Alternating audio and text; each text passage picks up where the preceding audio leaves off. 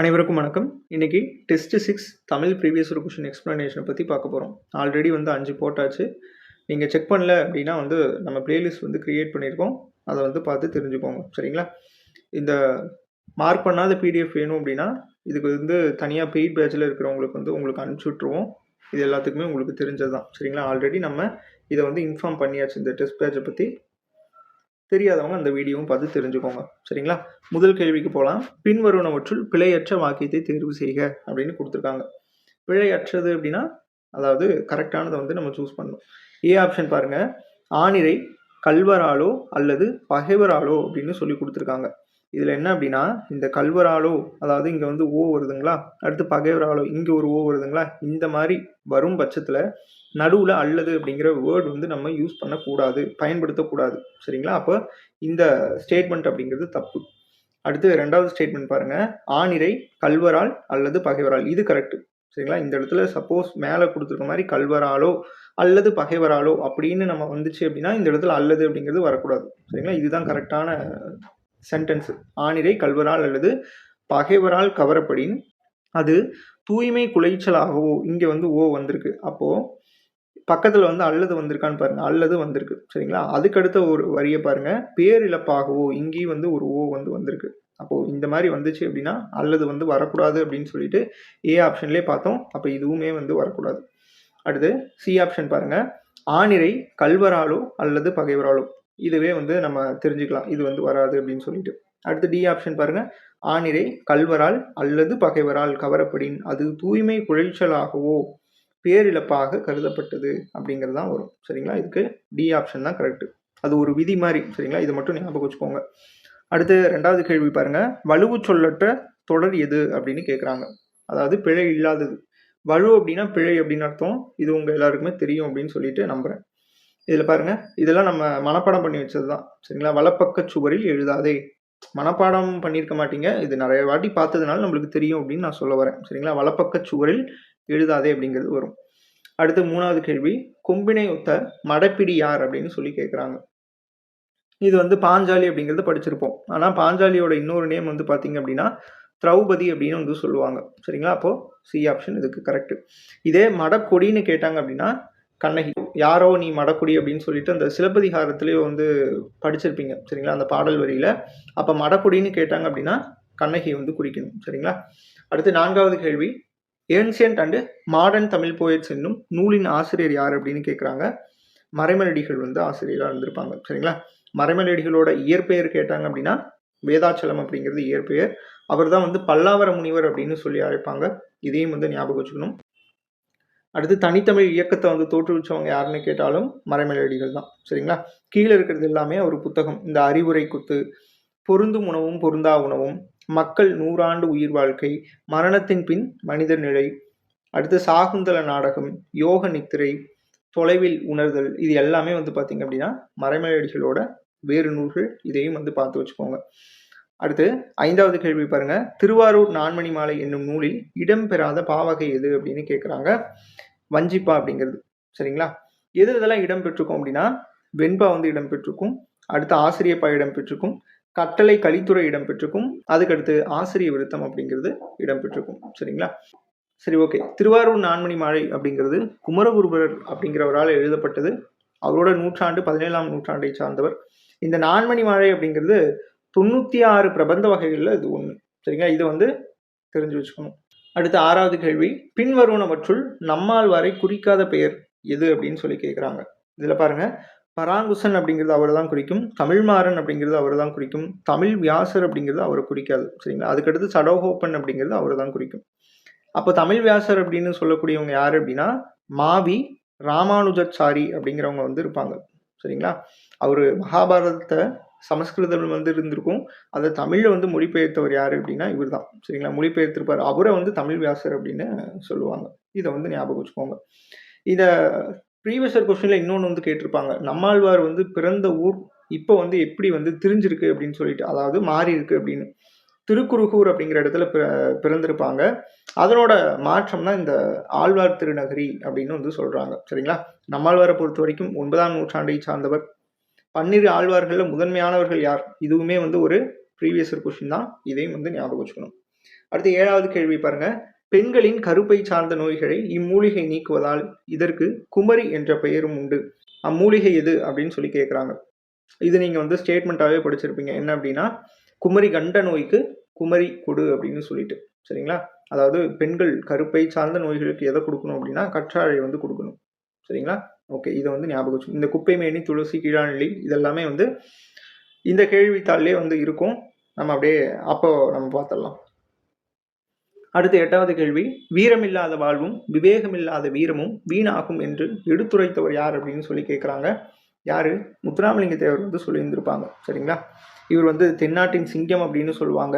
அடுத்து தேசியம் காத்த செம்மல் அப்படின்னு வந்து சொல்லுவாங்க. இதை வந்து ஞாபகம் வச்சுக்கோங்க. முத்துராமலிங்கரை பற்றி இன்னும் நிறையா வந்து சொல்லலாம். அது அந்தந்த கேள்வி வரும்போது நம்ம பார்க்கலாம். ஒரே இதில் நம்ம பார்த்தோம் அப்படின்னா அதிகமாக உங்களுக்கு வந்து சொல்கிற மாதிரி இருக்கும். நீங்களும் வந்து நினைவில் வந்து வச்சுக்க முடியாது. சரிங்களா? அதனால் கொஞ்சம் கொஞ்சம் தகவல் வந்து நான் அதில் கொடுத்துட்றேன். நீங்கள் அதை பார்த்து தெரிஞ்சுக்கோங்க. அடுத்து விவேகானந்தரை பற்றி சொல்லணும் அப்படின்னா நம்ம படிச்சிருப்போம். சரிங்களா? 1893 சிகாகோ மாநாட்டில் வந்து கலந்துருப்பாங்க. சரிங்களா? அமெரிக்காவில் இருக்கக்கூடிய அந்த சிகாகோ அப்படிங்கிற ஒரு இடத்துல மாநாடு வந்து நடந்திருக்கும். அந்த மாநாட்டில் கலந்துருப்பாங்க. ஞாபகம் வச்சுக்கோங்க. அடுத்து 1897 அதாவது ஒரு 4 வருஷம் கழிச்சு ராமகிருஷ்ண மிஷன் அப்படிங்கிறத வந்து தொடங்குறாங்க. இதில் உங்களுக்கு ஒரு கொஸ்டின் என்ன அப்படின்னா, விவேகானந்தரோட இயற்பெயர் என்ன அப்படின்னு சொல்லிட்டு கீழே கமெண்ட் செக்ஷனில் கமெண்ட் பண்ணுங்க. அடுத்து 9வது பாருங்க. பொருந்தாததை சுட்டுக அப்படின்னு கேட்குறாங்க. இதில் பாருங்க, வாதம், ஏமம், பித்தம், சீதம். இதில் வந்து எது பொருந்தாது? ஏமம் அப்படிங்கிறது பொருந்தாது. ஏமம் அப்படின்னா எதை குறிக்கும் அப்படின்னா பாதுகாப்பு அப்படிங்கிற ஒரு பொருளை வந்து குறிக்கும். சரிங்களா? இதை வந்து ஞாபகம் வச்சுக்கோங்க. அப்போ இந்த வாதம், பித்தம், சீதம் அப்படிங்கிறதுலாம் உடலில் நடக்கக்கூடிய அந்த செயல்களை தான் வந்து வாதம், பித்தம், சீதம் அப்படின்னு சொல்லுவாங்க. பித்தம்னா என்னது? உடம்புல சூடு ஏறுது இல்லையா, ஹீட் இருக்கு இல்லையா, அதை தான் வந்து பித்தம் அப்படின்னு சொல்லுவாங்க. அது மாதிரி வாதம், சீதம் ஒவ்வொன்றும் வந்து சொல்லுவாங்க. சரிங்களா? இது எல்லாமே உடலில் நடக்கக்கூடியது. இது வந்து பொருந்தாததாக இருக்கு. அடுத்து தென்னவன் பிரம்மராயன் என்ற விருதிற்கு உரியவர் யார் அப்படின்னு சொல்லி கேட்குறாங்க. மாணிக்க வாசகர் அப்படிங்கிறவர் தான் தென்னவன் பிரம்மராயன் அப்படின்னு சொல்லிட்டு அழைக்கப்படுறாங்க. இதை வந்து ஞாபகம் வச்சுக்கணும். சரிங்களா? சரி, ஓகே. இவர் எங்கே பிறந்திருப்பார் அப்படின்னா திருவாதவூர் அப்படிங்கிற ஒரு ஊரில் பிறந்திருப்பார். இவரோட 2 முக்கிய குறிப்பிடத்தக்க நூல்கள் சொல்லணும் அப்படின்னா திருவாசகம், திருக்கோவையார் அப்படிங்கிற 2 நூல்கள் வந்து இருக்கும். இதில் உங்களுக்கு இன்னொரு கொஸ்டின் என்ன அப்படின்னா, திருப்பாவை அப்படிங்கிற ஒரு நூலையும் திருவெம்பாவை அப்படிங்கிற நூலையும் வந்து யார் எழுதுனாங்க அப்படின்னு சொல்லிட்டு கீழே கமெண்ட் செக்ஷனில் கமெண்ட் பண்ணுங்க. அடுத்து இவர் இந்த மாணிக்கவாசகர் வந்து என்னன்னு சொல்லுவாங்க அப்படின்னா ஆளுடைய அடிகள் அப்படின்னு வந்து சொல்லுவாங்க. இதெல்லாம் வந்து பழைய கேள்வித்தாள்லேயே பார்த்துட்டு இருக்கிறது. அடுத்து திருநாவுக்கரசர் வந்து ஆளுடைய அரசு அப்படின்னு சொல்லுவாங்க. சுந்தரரை வந்து ஆளுடைய நம்பி அப்படின்னு சொல்லுவாங்க. திருஞான சம்பந்தர ஆளுடைய பிள்ளை அப்படின்னு சொல்லுவாங்க. இதை வந்து ஞாபகம் வச்சுக்கோங்க. சரி, ஓகே. இந்த மாணிக்க வாசகரை பற்றி இன்னொன்று என்ன கேட்பாங்க அப்படின்னா, யார்கிட்ட இவர் வந்து பணியாற்றினாரு, என்னவா பணியாற்றினாரு அப்படின்னு கேட்பாங்க. அரிமர்த்தன பாண்டிய மன்னர்கிட்ட தலைமை அமைச்சராக வந்து பணியாற்றிருப்பார். இந்த தலைமை அமைச்சர் தான் ஒரு டைம் என்ன கொடுத்துருந்தான் அப்படின்னா மாற்றி கொடுத்துட்டான். சரிங்களா? தலைமை கணக்காயர்னு கொடுப்பான், இல்லைன்னா வெறும் அமைச்சர்னு கொடுப்பான். சரிங்களா? அதை மாதிரி நீங்கள் பார்த்துக்கோங்க. அடுத்து இவர் மாணிக்கவாசகர் அப்படிங்கிறவர் திருப்பெருந்துறை இறைவனால் வந்து ஆட்கொள்ள பெற்றவர். இதையும் வந்து ஞாபகம் வச்சுக்கோங்க. 11வது கேள்வி. முந்த இருந்த நட்டோர் கொடுப்பின் நஞ்சும் உண்பர் நனி நாகரிகர். இவ்வாறு தமிழரின் நாகரிக பண்பை சுட்டும் இலக்கியம் வந்து எது அப்படின்னு கேட்குறாங்க. நற்றிணை. இதனோட மீனிங் வந்து உங்களுக்கு தெரியும்னு நினைக்கிறேன். முந்தை இருந்து நட்டோர் அப்படின்னா முன்னாடி. சரிங்களா? முன்னாடி இருந்தவங்க. நட்டோர் அப்படின்னா நட்பு கொண்டவங்க, உங்ககிட்ட நட்பு கொண்டவங்க. கொடுப்பின் என்ன கொடுப்பின்? நஞ்சு. சரிங்களா? அதாவது விஷம் வந்து உங்களுக்கு கொடுத்தாலும் உண்பர் நனி நாகரிகர்.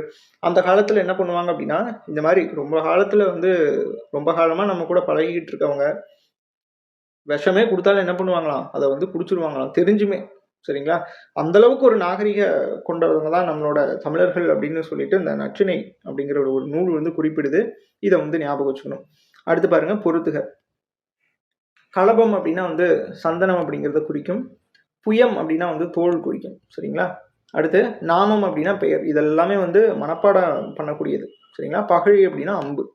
3, 4, 2, 1 எங்கே இருக்குன்னு பாருங்க. ஆப்ஷன் சி தான் கரெக்டான ஆன்சர். அடுத்து தமிழகத்தில் கழுமலம் என்ற ஊரில் நிகழ்ந்த போர் வரலாற்றை கூறும் நூல் எது அப்படின்னு கேட்குறாங்க. அதாவது இந்த போர் பற்றி வந்துருச்சு அப்படின்னாலே களவழி 40 அப்படிங்கிறது நீங்கள் போட்டலாம். அடுத்து இந்த பதிற்றுப்பத்தை பற்றி அடிக்கடி ஒரு கொஸ்டின் கேட்டுகிட்டே இருப்பாங்க. என்ன அப்படின்னா அந்த கரும்பு புழியும் இல்லையா அந்த எந்திரம், அந்த எந்திரம் வந்து எதில் குறிப்பிட்டிருக்காங்க அப்படின்னு கேட்பாங்க. பதிற்றுப்பத்திலே வந்து குறிப்பிட்டிருப்பாங்க. சரிங்களா? இதை வந்து ஞாபகம் வச்சுக்கோங்க. அடுத்து புதுக்கவிதையின் தந்தை நா. பிச்சமூர்த்தியின் முதல் கவிதை எது அப்படின்னு கேட்குறாங்க. காதல் அப்படிங்கிறது. அடுத்து இந்த கிளிக்கூண்டு, ஒளியின் அழைப்பு, இது ரெண்டுமே வந்து நா. பிச்சமூர்த்தியோட தொடர்புடையது தான். சரிங்களா? இதுவுமே வந்து அவரோட கவிதை நூல்கள் தான். இதை வந்து ஞாபகம் வச்சுக்கோங்க. அடுத்து 15வது கேள்வி பாருங்க. சிறந்த படிம கவிஞர் என பாராட்டப்படுபவர் யார் அப்படின்னு சொல்லி கேட்குறாங்க. பிரமிழ் அப்படிங்கிறவர். இதை வந்து ஞாபகம் வச்சுக்கணும். அடுத்து 16வது கேள்வி. ஓதலில் சிறந்தன்று ஒழுக்கமுடைமை என்று கூறும் நூல் எது அப்படின்னு சொல்லி கேட்குறாங்க. முதுமொழி காஞ்சி அப்படிங்கிறது. சரிங்களா? முதுமொழி காஞ்சியோட ஆசிரியர் யாரு? மதுரை கூடலூர் கிழார் அப்படிங்கிற ஒரு ஆசிரியர். உங்களுக்கு என்ன கொஸ்டின் அப்படின்னா, மதுரை காஞ்சி அப்படிங்கிறதுக்கும் ஆசிரியர் வேணும். அதுக்கடுத்து முதுமொழி மாலை. சரிங்களா? முதுமொழி காஞ்சி அப்படின்னா மதுரை கூடலூர் கிழார், முதுமொழி காஞ்சிக்கு மதுரை கூடலூர் கிழார், முதுமொழி மாலைக்கு யார் ஆசிரியர் அப்படின்னு சொல்லிட்டு கீழே குறிப்பிடுங்க. அடுத்து சிறுபஞ்ச மூலம். சிறுபஞ்ச மூலம் அப்படிங்கிற நூலுக்கு ஆசிரியர் காரியாசன். ஆசார கோவை அப்படிங்கிறது பெருவாயின் முள்ளியார். சரிங்களா? அடுத்து 17வது கேள்வி. பொருத்துக. மாசி பிறையோ நீ வைகாசி மாங்கனியோ அப்படின்னு சொல்லிட்டு யாருக்காக வந்து இயற்றப்பட்ட பாடல் அப்படின்னு சொல்லிட்டு இந்த பக்கம் ரைட் சைடு வந்து கொடுத்துருக்குறாங்க. இது வந்து குழந்தை பாடல். சரிங்களா? இது வந்து ஞாபகம் வச்சுக்கோங்க, குழந்தை பாடல். அடுத்து மூங்கில் இலை மேலே தூங்கும் பனி நீரே அப்படிங்கிறது ஏற்றப்பாடல். ஓகேவா? இதை வந்து ஞாபகம் வச்சுக்கோங்க. அப்போ இதுக்கு வந்து 2, 3 வரும். அடுத்து ஆள் போல் தழைத்து அருகு போல் வேரூன்றி அப்படிங்கிறது திருமண பாடல். சரிங்களா? இதையும் ஞாபகம் வச்சுக்கணும். 2, 3, 4. அடுத்து வந்து சந்திரரே சூரியரே அப்படிங்கிறது தெய்வத்தை வந்து பாடக்கூடியதாக இருக்கும். அப்போ 2, 3, 4, 1 எங்கே இருக்குது? C option. அடுத்து 18வது கேள்வி பாருங்க. பின்வரும் செய்யுள் அடியில் அமைந்துள்ள மோனை தொடை விகற்பம் எது அப்படின்னு சொல்லி கேட்குறாங்க. வள்ளைக்கு உறங்கும் வளநாட வள்ளுவனார். இதில் பாருங்க, இது வந்து பார்த்தீங்க அப்படின்னா திருவள்ளுவர் மாலையில் கபிலர் வந்து எழுதியிருப்பாரு. இதை வந்து ஞாபகம் வச்சுக்கோங்க. சரிங்களா? இதில் ஃபஸ்ட்டு எழுத்து பாருங்கள், எல்லாமே மோனை தான் வந்திருக்கு. அதனால் நீங்கள் முதல் எழுத்து வந்து மட்டும் பரிசோதிச்சா போதும். இதில் பாருங்கள் வா, அடுத்து இங்கே வா, அடுத்து இங்கே வா இருக்குது. சரிங்களா? அப்போ இது 1, 2, 3, 4ல் எது வந்திருக்கு? 1, 3, 4 வந்து வந்திருக்கு. அப்போ 1, 3, 4ல் எது இருக்குன்னு பாருங்கள், மேற்கதுவாய் அப்படிங்கிறது இருக்குது. சரிங்களா? அப்போது மேற்கதுவாய் மோனை அப்படிங்கிறது வரும். மீதிலாம் பார்த்துக்கோங்க. இணை அப்படின்னா 1, 2, பொழிப்புனா 1, 3, கூழைனா 1, 2, 3, உருவுனா 1, 4, கீழ்கதுவாய் அப்படின்னா 1, 2, 4, முற்று அப்படின்னா 1, 2, 3, 4. இதை வந்து ஞாபகம் வச்சுக்கணும். அடுத்து 19வது கேள்வி பாருங்க. கீழ் வருவனவற்றில் பிழையில்லா சொற்றொடர் எது அப்படின்னு சொல்லி கேட்குறாங்க. இதில் பாருங்க, ஏ ஆப்ஷன் அவளது தந்தையும் அப்படின்னு சொல்லி கொடுத்துருக்காங்க. இதுலேயே நம்ம எரர் வந்து கண்டுபிடிக்கலாம். ஏன் அப்படின்னா, இப்போ அவள் அப்படிங்கிறது ஒரு உயர்திணை. சரிங்களா? உயர்திணைக்கு பக்கத்தில் அது அப்படிங்கிற சொல் வந்து நம்ம யூஸ் பண்ணக்கூடாது. அப்போது இது வந்து தப்பு அப்படிங்கிறது முடிவுக்கு வந்துடலாம். அடுத்து பி ஆப்ஷன் பாருங்க. அவள் தந்தையும் என் மகனும் கூறுவன ஏற்கத்தக்கன அல்ல அப்படின்னு சொல்லி கொடுத்துருக்காங்க. இது கரெக்டானு பார்க்கலாமா? இதில் பாருங்க, அவள் தந்தையும் இது கரெக்டு, என் மகனும் இதுவும் கரெக்டு, கூறுவன ஏன் வந்து இந்த இடத்துல கூறுவன, ஏன் அந்த இடத்துல கூறுவது அப்படின்னு இருக்குது அப்படின்னா, ஏன்னா தந்தை இவங்களும் சொல்லியிருக்காங்க, மகனும் சொல்லியிருக்காங்க. அப்போது 2 பேரும் சொல்லியிருக்கனால இந்த இடத்துல ப்ளூரல் ஃபார்ம் தான் வரும். சரிங்களா? அப்போ கூறுவன கரெக்டு. அடுத்து ஏற்கத்தக்கன, இதில் மேலே பாருங்கள் ஏற்கத்தக்கது அப்படின்னு கொடுத்துருப்பாங்க. இது எல்லாமே சிங்குலர். சரிங்களா? கீழே இருக்கிறது எல்லாமே வந்து பார்த்திங்க அப்படின்னா ப்ளூரலில் வந்து இருக்கும். இதை வந்து பார்த்து வச்சுக்கணும். அப்போ என்ன, முன்னையே சொன்னது தான், சிங்குலரில் ஆரம்பித்தா கடைசியும் வந்து சிங்குலரில் தான் முடியணும். ப்ளூரல் ஆரம்பிக்குது அப்படின்னா எல்லாமே ப்ளூரலில் தான் முடியணும். சரிங்களா? அடுத்து இந்த இடத்துல அல்ல. இந்த இடத்துல ஏன் வந்து அன்று வரக்கூடாது அப்படின்னா, அன்று அப்படிங்கிறது ஒருமைக்கு தான் வரும். சரிங்களா? அதாவது அக்ரிணை ஒருமைக்கு அன்று வரும், அக்ரிணை பன்மைக்கு அல்ல வரும். சரிங்களா? இந்த இடத்துல நீங்கள் கேட்கலாம், அப்போ இந்த இடத்துல தந்தை மகன் இவங்க 2 பேருமே வந்து உயர்திணை தானே, எப்படி இங்கே வந்து அக்ரிணையில் முடிஞ்சிச்சு அப்படின்னு சொல்லிட்டு. இதுவரையும் பாருங்கள் உயர்திணை அப்படிங்கிறது. சரிங்களா? இந்த கூறுவன அப்படிங்கிறது அவங்க சொன்ன வார்த்தை இருக்கு இல்லையா, அது வந்து உயர்திணை கிடையாது, அது வந்து அக்ரிணை தான். அப்போ இதுலேருந்து எல்லாமே அக்ரிணையாக தான் மாறும். பாருங்களேன், கூறுவன ஏற்கத்தக்கன அப்புறம் அல்ல அப்படிங்கிறது வரும். அப்போ இதுதான் சரியானது. மீதி இந்த சி ஆப்ஷனில் பாருங்கள், அன்று அன்றுன்னு வந்துருச்சு, இதுவுமே வந்து தப்பு தான். சரிங்களா? இந்த அவளின் தந்தையும் என் மகனும் கூறுவன ஏற்கத்தக்கது, பாருங்க இந்த இடத்துல ஏற்கத்தக்கதுன்னு வந்துருச்சு. ஆனால் இங்கே கூறுவன இது கரெக்ட், இதுவரையும் கரெக்ட், ஆனால் இது தப்பு. அடுத்து அவள் தந்தையும் எனது மகனும், பாருங்க இங்க எனது அதுன்னு வந்துருச்சு, அப்போ வரக்கூடாது. அப்போ இதுவும் வந்து தப்பு. சரிங்களா? இதை வந்து ஞாபகம் வச்சுக்கோங்க. அடுத்து உரிய விடையை எழுதுக.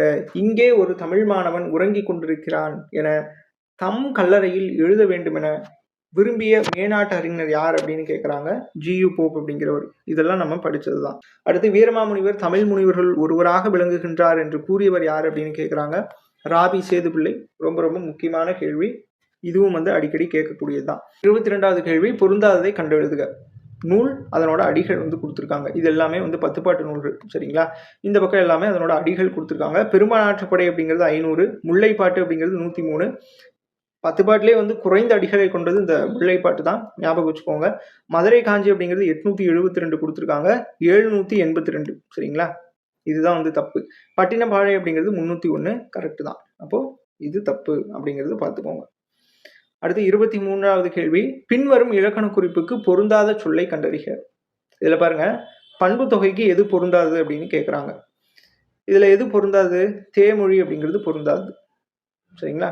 இதுல நற்றிடம் அப்படிங்கிறது நன்மை கூட்டல் திறம் அப்படின்னு வரும். இந்த மை விகுதி வந்துருச்சு அப்படின்னாலே பண்பு தொகை. சரிங்களா? நன்மொழி அப்படிங்கிறது நன்மை கூட்டல் மொழி, இதுவும் மை விகுதி வந்துருச்சு. அடுத்து செம்மொழி, செம்மை கூட்டல் மொழி, இங்கேயும் மை விகுதி அப்படிங்கிறது வந்துருச்சு. அப்போ மூணுமே வந்து பண்பு தொகையை சேர்ந்தது. தேமொழி அப்படிங்கிறது பண்பு தொகை கிடையாது. இதை வந்து பார்த்துக்கோங்க. அடுத்து 24வது கேள்வி, உவமையால் விளக்கப்பெறும் பொருத்தமான பொருளை தேர்க. நாய்க்கால் சிறுவிரல் போல் நன்கணியர் ஆயினும். இது வந்து எதில் இடம் பெற்றிருக்கும் அப்படின்னா, நாலடியார் சமண முனிவர்கள் வந்து எழுதியிருப்பாங்க. இந்த பாடல் உங்களுக்கு முழுசா தெரியும் அப்படின்னு சொல்லிட்டு நம்புறேன். சரிங்களா? நாய்க்கால் சிறுவிரல் போல நன்கணியர் ஆயினும் ஈக்கால் துணையும் உதவாதார் நட்பெண்ணாம் செய்தானும் சென்று கொள்ளல் வேண்டும் செய்விழைக்கும் வாய்க்கால் அணையார் தொடர்பு அப்படின்னு சொல்லி படிச்சிருப்பீங்க. சரிங்களா? நாய்க்கால் சிறுவிரல் போல அப்படின்னா, நாயோட கால் வந்து எப்படி நெருங்கி இருக்குமோ அந்த மாதிரி நம்ம கிட்ட நிறைய பேர் வந்து நெருங்கி இருப்பாங்க. ஆனா அவங்க ஈக்கால் அளவுக்கு கூட, அதாவது ஈயோட காலோட இடைவெளி வந்து பார்த்துருப்பீங்க, எவ்வளோ வந்து குறுகியதா இருக்கும். அந்த அளவு கூட நம்மளுக்கு உதவி அப்படிங்கிறது பண்ண மாட்டாங்க. அதான் ஈக்கால் துணையும் உதவாதார், உதவாதுன்னா உதவி பண்ண மாட்டாங்க. அப்படிப்பட்ட நட்பு இருந்து நம்மளுக்கு என்ன பயன் அப்படின்னு சொல்லி கேட்பாங்க ஆசிரியர். அடுத்து என்ன சொல்ல வராங்க அப்படின்னா, சேய்தானும் சென்று கொள்ளல் வேண்டும் அப்படின்னா, அப்ப எப்பேற்பட்ட நட்பை வந்து தேடிக்கணும் அப்படின்னு சொல்றாங்க அப்படின்னா, தூரத்தில் இருக்கக்கூடிய தண்ணீர். சரிங்களா? அது ஆற்று நீரா இருக்கட்டும், கிணற்று நீரா இருக்கட்டும், ஏதோ ஒண்ணு, அது என்ன பண்ணும் அப்படின்னா வாய்க்கால் மூலியமா கரெக்டான ஒரு இடத்துக்கு கொண்டு போய் சேர்க்கும். சரிங்களா? அந்த செடி கொடிகளுக்கெல்லாம் கொண்டு போய் சேர்க்கும். அப்ப எங்கேயோ இருக்கக்கூடிய நீர் இங்க வந்து உபயோகம் அடையுது இல்லையா? அதனால எவ்வளவு தூரமா இருந்தாலும் பரவாயில்ல, அப்படிப்பட்ட நட்பை என்ன பண்ணிக்கணும், நம்ம தேடிக்கணும் அப்படின்னு இந்த நூல்ல வந்து சொல்லியிருந்திருப்பாங்க. இது நம்ம படிச்சதுதான். சரிங்களா? இதுல என்ன கேட்குறாங்க, ஊமையால் விளக்க பெறும் பொருள் என்ன அப்படின்னா, இதுல உதவ மாட்டாங்க அப்படிங்கிறது. ஏன்னா நாய்க்கால் சிறுவிரல் போல் நன்கணிராயின்னா இவங்க என்ன உதவ மாட்டாங்க. சரிங்களா? அடுத்து 25வது கேள்வி, இவர்களுள் ஒருவர் இலங்கையில் பிறந்த தமிழ் கவிஞர் அப்படின்னு கேட்குறாங்க. யாரு அப்படின்னா தர்மு சிவராமன். சரிங்களா? அடுத்து 26வது, பாம்பு என்னும் பொருளை தராத சொல்லை தேர்வு செய்க அப்படின்ட்டு சொல்றாங்க. முழை அப்படிங்கிறது பாம்பு அப்படிங்கிறது பொருள் தராது. ஏன் அப்படின்னா, முழை அப்படின்னா மழை குகை வந்து குறிக்கும். சரிங்களா? இது நம்ம புத்தகத்திலேயே படிச்சிருப்போம்.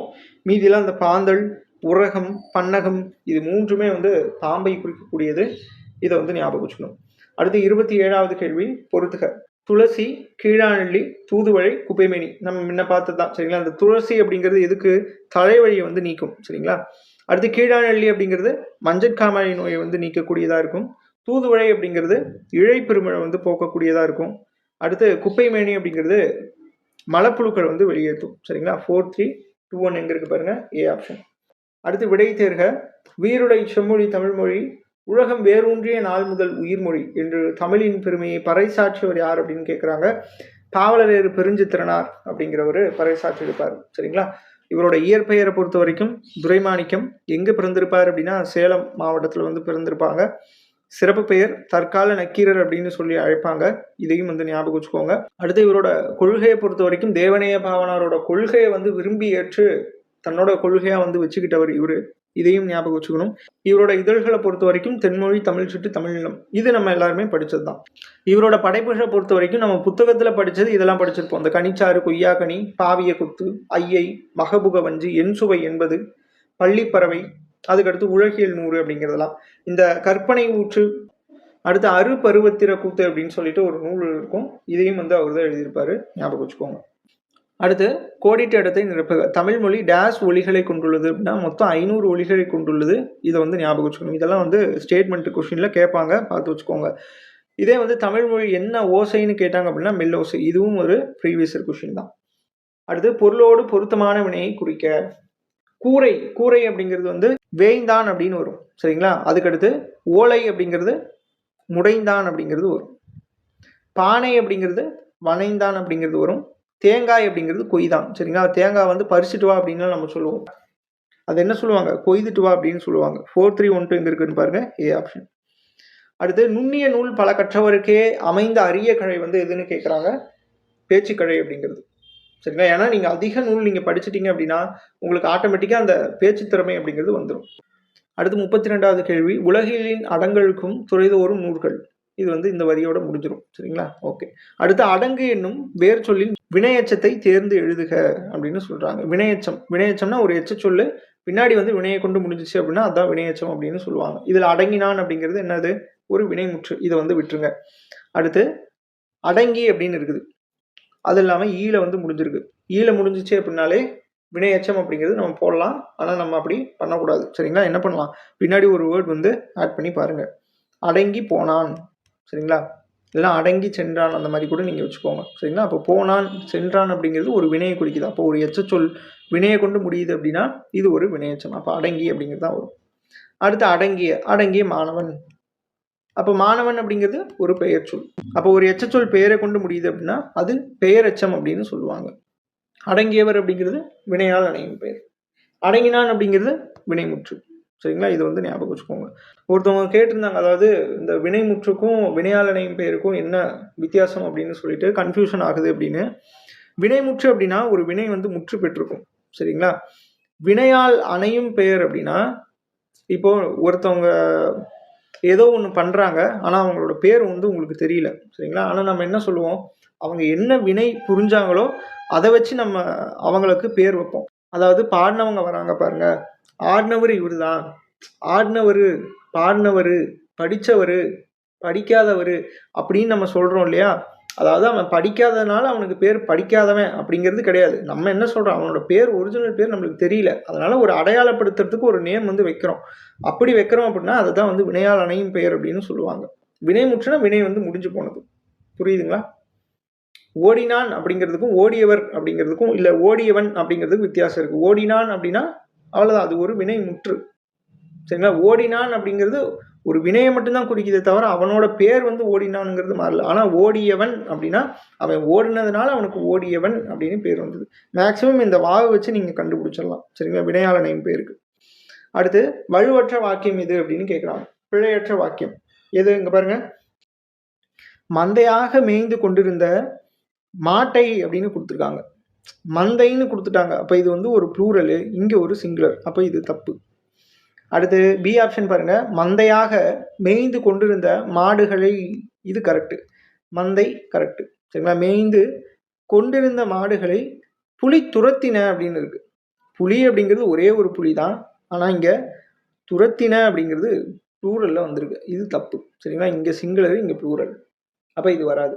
அடுத்து சி ஆப்ஷன் பாருங்க, மந்தையாக மேய்ந்து கொண்டிருந்த மாடுகளை புலி துரத்தியது, இது கரெக்டு. இதில் பாருங்க, மந்தையாக அப்படிங்கிறது ப்ளூரலு, மேய்ந்து கொண்டிருந்த மாடுகளை ப்ளூரலு, புலி அப்படிங்கிறது சிங்குலரு, துரத்தியது அப்படிங்கிறது சிங்குலர். சரிங்களா? எல்லாமே வந்து ஒரே மாதிரி இருந்தால் தானே கரெக்டு அப்படின்னு நீங்கள் யோசிக்கலாம். என்ன சொல்கிறாங்க அப்படின்னா, மந்தையாக மேய்ந்து கொண்டிருந்த மாடுகள் அப்படிங்கிறது இங்கே வந்துருச்சு. மாடோடு இதோட முடிஞ்சிருச்சு. மாட்டோட கதை இதோட முடிஞ்சிருச்சு. அதனால் இதுவரையும் நீங்கள் எல்லாமே கரெக்டாக இருக்கான்னு பார்த்துக்கோங்க. அடுத்து புலி அப்படிங்கிறது ஒருமை. அப்போ கடைசியாக வந்து ஒருமையில் தான் முடியணும். சரிங்களா? இது கரெக்டு. அடுத்து மந்தையாக மேய்ந்து கொண்டிருந்த மாட்டை அப்படின்னு கொடுத்துருக்காங்க. சரிங்களா? ஏன்னா மேய்ந்து கொண்டிருந்த, அதாவது மந்தைன்னு கொடுத்துட்டாங்க அப்படின்னா இங்கே ப்ளூரல் ஃபார்ம் தான் வரணும். இங்கே சிங்குலர் வந்திருக்கு. அப்போ இதுவும் தப்பு. சி ஆப்ஷன் தான் கரெக்டு. அடுத்து 34வது கேள்வி, வினைத்தொகை வந்து நம்ம கண்டுபிடிக்கணும். சரிங்களா? இதில் வினைத்தொகை எதுன்னு பாருங்கள். இந்த செந்நிழல் அப்படின்றது இது வந்து செம்மை கூட்டல் நிழல். இந்த செந்நிழலுக்கும் இந்த செந்நிழல் ரெண்டுக்குமே இந்த ஆன்சர் தான் வருது. சரிங்களா? செம்மை கூட்டல் நிழல்னு தான் வருது. அப்போ மை விகுதி வந்துச்சு அப்படின்னா பண்பு தொகை. ஆனால் இவங்க ஆன்சருக்கு என்ன கொடுத்துருப்பாங்க அப்படின்னா ஒன்றும் வந்து வினைத்தொகை அப்படின்னு கொடுத்துருப்பாங்க. சரிங்களா? இது வந்து தப்பு. இல்லை இதனோட எக்ஸாக்டான மீனிங் என்னன்னு தெரிஞ்சிச்சு அப்படின்னா நீங்கள் சொல்லுங்கள். சரிங்களா? எனக்கு வந்து கமெண்ட் செக்ஷனில் சொல்லுங்கள். நான் வந்து அதில் திருத்திக்கிறேன். சரிங்களா? ஏன்னா நான் போட்டு பார்த்ததுல ரெண்டுக்குமே செம்மை கூட்டல் நிழல் அப்படிங்கிறது தான் வருது. சரிங்களா? ஏன்னா ஒவ்வொரு புக்குக்கு வந்து சேஞ்சஸ் ஆகுது. ஸோ சொல்லுங்கள். அடுத்து இந்த சூழ்கடல், இதில் சூழ் அப்படிங்கிறது ஒரு வினை, கடல் அப்படிங்கிறது ஒரு பெயர் சொல். அப்போ ஒரு வினை ஒரு பெயர் சொல் வந்து 3 காலங்கள் மறைச்சு வந்துச்சு அப்படின்னா அதை தான் என்னன்னு சொல்லுவோம்? வினை தொகை அப்படின்னு சொல்லுவோம். அப்போது சூழ்கடல் அப்படின்னா சூழ்ந்த கடல், சூழ்கின்ற கடல், சூழும் கடல் அப்படிங்கிற 3 காலத்தை வந்து மறைச்சு வருது. அப்போ இது ஒரு வினைத்தொகை. சரிங்களா? அடுத்து உகுநீர். இதில் உகு அப்படிங்கிறது தனியாக எடுத்துக்கணும், நீர் அப்படிங்கிறது தனியாக எடுத்துக்கணும். உகு அப்படிங்கிறது ஒரு வினை, நீர் அப்படிங்கிறது ஒரு பெயர் சொல். சரிங்களா? அதை என்ன சொல்லுவாங்க அப்படின்னா சிந்தும் நீர் இல்லைன்னா வழியும் நீர் அப்படின்னு சொல்லுவாங்க. அப்போது வழிந்த நீர், வழிகின்ற நீர், வழியும் நீர் அப்படின்னு சொல்லிட்டு 3 காலங்கள் வந்து மறைச்சு வருது. சரிங்களா? அப்போ இது 3ம் 4 மட்டும்தான் சரி, 1 2 தவறு. இதுதான் வந்து ஆப்ஷனாக வரணும். ஆனால் ஆன்சர் கீ வந்து பார்த்தீங்க அப்படின்னா இதுதான் கொடுத்துருக்காங்க. சரிங்களா? இது வந்து ராங் ஆன்சர் கீ. இல்லை ஒருவேளை இது செந்நில் அப்படிங்கிறது வினைத்தொகை தான் வரும் அப்படின்னா நீங்கள் சொல்லுங்கள், அதை நம்ம திருத்திக்கலாம். அடுத்து பொதும்பர் என்பதன் இலக்கண குறிப்பு தேர்க அப்படின்னு சொல்கிறாங்க. இது வந்து ஈற்றுப்போழி அப்படிங்கிறது வரும். பொதும்பு அப்படிங்கிற மாதிரியும் வருது. அதுக்கடுத்து இந்த பொதும்பல் அப்படின்னு வந்து சொல்கிறாங்க. அதாவது பொதும்பல் கடைசியில் ஈற்றுப்பொருள்னு என்ன அர்த்தம்? கடைசி எழுத்து மட்டும் மாறி வருது. இல்லைன்னா கடைசியாக எழுத்து ஏதாவது சேஞ்சஸ் ஆகி வந்துச்சு அப்படின்னா அதை தான் வந்து போலி, அதாவது டூப்ளிகேட் அப்படின்னு சொல்லுவாங்க. அதாவது வேற இது மாறினாலும் அதனோட பொருளை வந்து மாற்றிக்காது. புரியுதுங்களா என்ன அப்படின்ட்டு? பொதும்பல் அப்படின்னா பொது வருமானம் அப்படிங்கிற ஒரு மீனிங் வந்து குறிக்கும். இதை வந்து பார்த்து வச்சுக்கோங்க. சரிங்களா? ஈற்றுப்போலி அப்படிங்கிறது தான் இதுக்கு சரியான விடை. அடுத்து நூல்களை நூலாசிரியர் பெயரோடு பொருத்துக. நூலாசிரியர் வந்து கொடுத்துருக்காங்க. மான விஜயம் அப்படிங்கிறது பரிதிமார் கலைஞர் வந்து எழுதியிருப்பாரு. இது ஒரு நாடக நூல். சரிங்களா? ஞாபகம் வச்சுக்கணும். மண்ணியல் சிறுதேர் அப்படிங்கிறது கதிரேசு செட்டியார் அப்படிங்கிறவர் எழுதியிருப்பார். சரிங்களா? அடுத்து மனோன்மணியம் பே சுந்தரம் பிள்ளை. இது நம்ம அவரோட பேர்லேயே படிச்சிருப்போம். அடுத்து நந்தனார் சரித்திரம் அப்படிங்கிறது கோபாலகிருஷ்ண பாரதி அப்படிங்கிறவங்க எழுதியிருப்பாங்க. இப்போ 2143 அப்படிங்கிறது ஆன்சர். அடுத்து நேர்கூற்று குறித்து கீழ்கண்டவற்றுள் தவறானது எது அப்படின்னு கேட்குறாங்க. ஒருவர் கூறியதை அவர் கூறியபடியே கூறுவது நேர்கூற்று. கரெக்டு தான். மேற்கோள் குறியீடு இடம்பெறும் அப்படின்னு கொடுத்துருக்காங்க. நேர்கூற்றில் மேற்கோள் குறியீடு அப்படிங்கிறது இடம்பெறும். இப்போ எக்ஸாம்பிளுக்கு சொல்லணும் அப்படின்னா யாமறிந்த மொழிகளிலே தமிழ் மொழி போல் இனிதாவது எங்கும் காணோம் அப்படின்னு சொல்லிட்டு பாரதியார் சொல்லியிருப்பார். அவர் சொன்னதை நம்ம அப்படியே நம்ம எழுதுறோம் அப்படின்னா அதை நம்ம டபுள் கோட்ஸ்குள்ளே எழுதுவோம். சரிங்களா? அதுதான் நேர்கூற்று அப்படின்னு சொல்லுவாங்க. அவர் சொன்னதை அப்படியே சொல்றது. அடுத்து தன்மை முன்னிலை பெயர்கள் இடம்பெறும் அப்படின்னு சொல்றாங்க. ஆமா, நேர்கூற்றில் யாரு நீங்க சொல்றீங்க, யார் வந்து ஆப்போசிட்ல பதில் சொல்றாங்க, இது ரெண்டுமே வந்து தன்மை முன்னிலை, இது ரெண்டுமே வந்து இடம்பெறும். அடுத்து முன்னிலை பெயர்கள் பலர்க்கை பெயரில் மாறி அமையும் அப்படின்னு சொல்லி கொடுத்துருக்காங்க. இது வந்து மாறி அமையாது. இது வந்து எதுக்கு? அயர்கூற்றுக்கு வந்து வந்துடும். சரிங்களா? நேர்கூற்றுக்கு அப்படிலாம் கிடையாது. நேர்கூற்றுக்கு முன்னிலை, அதுக்கடுத்து தன்மை, இவங்க 2 பேரும் தான் இருப்பாங்க. சரிங்களா? இதை வந்து ஞாபகம் வச்சுக்கணும். அடுத்து 38வது கேள்வி, விடைகேற்ற வினாவை தேர்க. கீழோர் ஆயினும் தாழ உரை. இது எதில் இடம்பெற்றிருக்கும் அப்படின்னா கொன்றை வேந்தன் அப்படிங்கிற நூல் இடம்பெற்றிருக்கும். யார்? ஔவையார் வந்து எழுதியிருப்பாங்க. இதுல கீழோர் ஆயினும் அப்படின்னு என்ன அர்த்தம்? உனக்கு கீழே இருக்கிறவங்க. எதுல? இப்ப படிக்கிறதுல கீழே இருக்கிறவங்களா இருக்கலாம், அதாவது உன்னை விட கம்மியா படிச்சவங்களா இருக்கலாம், இல்ல உன்னோட செல்வம் வந்து கம்மியா வச்சிருக்கலாம், அந்த மாதிரி சொல்றாங்க. சரிங்களா? அப்படி கீழா இருக்கிறாங்க அப்படின்னா, அப்படி இருந்தாலும் அவங்க உன்னை விட கீழே இருந்தாலும் தாழ உரைனா பணிவா அவங்க கிட்ட என்ன பண்ணு, பேசு அப்படின்னு சொல்றாங்க. இப்போ இதுல விடைகேற்ற வினா வந்து கேட்குறாங்க. கீழோரிடம் எப்படி பேச வேண்டும்? கீழோரிடம் பணிவாக பேச வேண்டும். சரிங்களா? இந்த தாழ உரைக்க வேண்டும் ஏன் அப்படின்னு சொல்லி கேட்டிருக்காங்க. இது வந்து கிடையாது, இப்படிலாம் வந்து வராது. ஏன்னா இதுக்கு கரெக்டான ஒரு ஆக்டா இருக்கிறது தான் பார்க்கணும். அடுத்து கீழோர் எப்படி இருக்க வேண்டும். கீழோர் வந்து எப்படி இருக்கணும் அப்படின்னு சொல்லி மேலே கொடுத்துருக்காங்களா? இல்லை. அப்போ இது வந்து வராது. அடுத்து கீழோருக்கு நன்மை எது? இதுக்கும் அதுக்கும் சம்மந்தம் கிடையாது. அப்போ சி ஆப்ஷன் தான் கரெக்டு. அடுத்து 39வது கேள்வி, பொறுத்துக பாருங்க. தொண்டை மண்டல சதகம் அப்படிங்கிறது படிக்காசு புலவர் அப்படிங்கிறவர் ஏற்றிருப்பார். சரிங்களா? இதை வந்து ஞாபகம் வச்சுக்கோங்க. இவரும் வந்து 17th century தான் இந்த படிக்காசு புலவர் அப்படிங்கிறவர். இதையும் ஞாபகம் வச்சுக்கணும். சரிங்களா? இவர் தான் வந்து என்னன்னு சொல்லுவாங்க அப்படின்னா சீதக்காதி அப்படின்ட்டு ஒருத்தர் இருந்தார் இல்லையா, இஸ்லாமிய வள்ளல். அவரோட அன்புக்கு வந்து உரியவராக வந்து விளங்கக்கூடியவர் யார் அப்படின்னா அந்த படிக்காசு புலவர் அப்படிங்கிறவரை சொல்லலாம். இதை வந்து ஞாபகம் வச்சுக்கோங்க.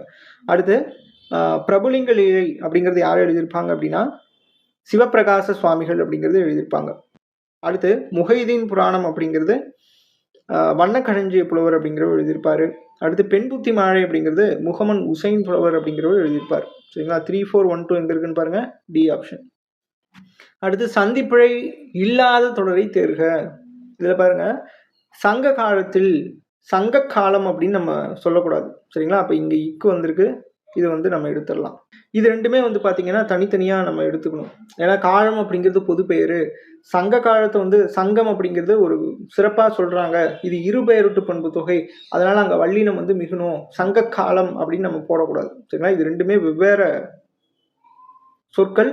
அதனால் சங்க காலம் அப்படிங்கிறது தனி. சரிங்களா? அப்போது நீங்கள் இதை வச்சு பி ஆப்ஷன் எலிமினேட் பண்ணிடலாம். அப்போ இது மூணுமே பாருங்கள், சங்க காலம்னு இருக்குது. ஓகேவா? சங்க காலத்தில் மூணுமே கரெக்டு தான். அடுத்து இசைத்தமிழ். தமிழ் அப்படிங்கிறது ஒரு பொது பெயர்.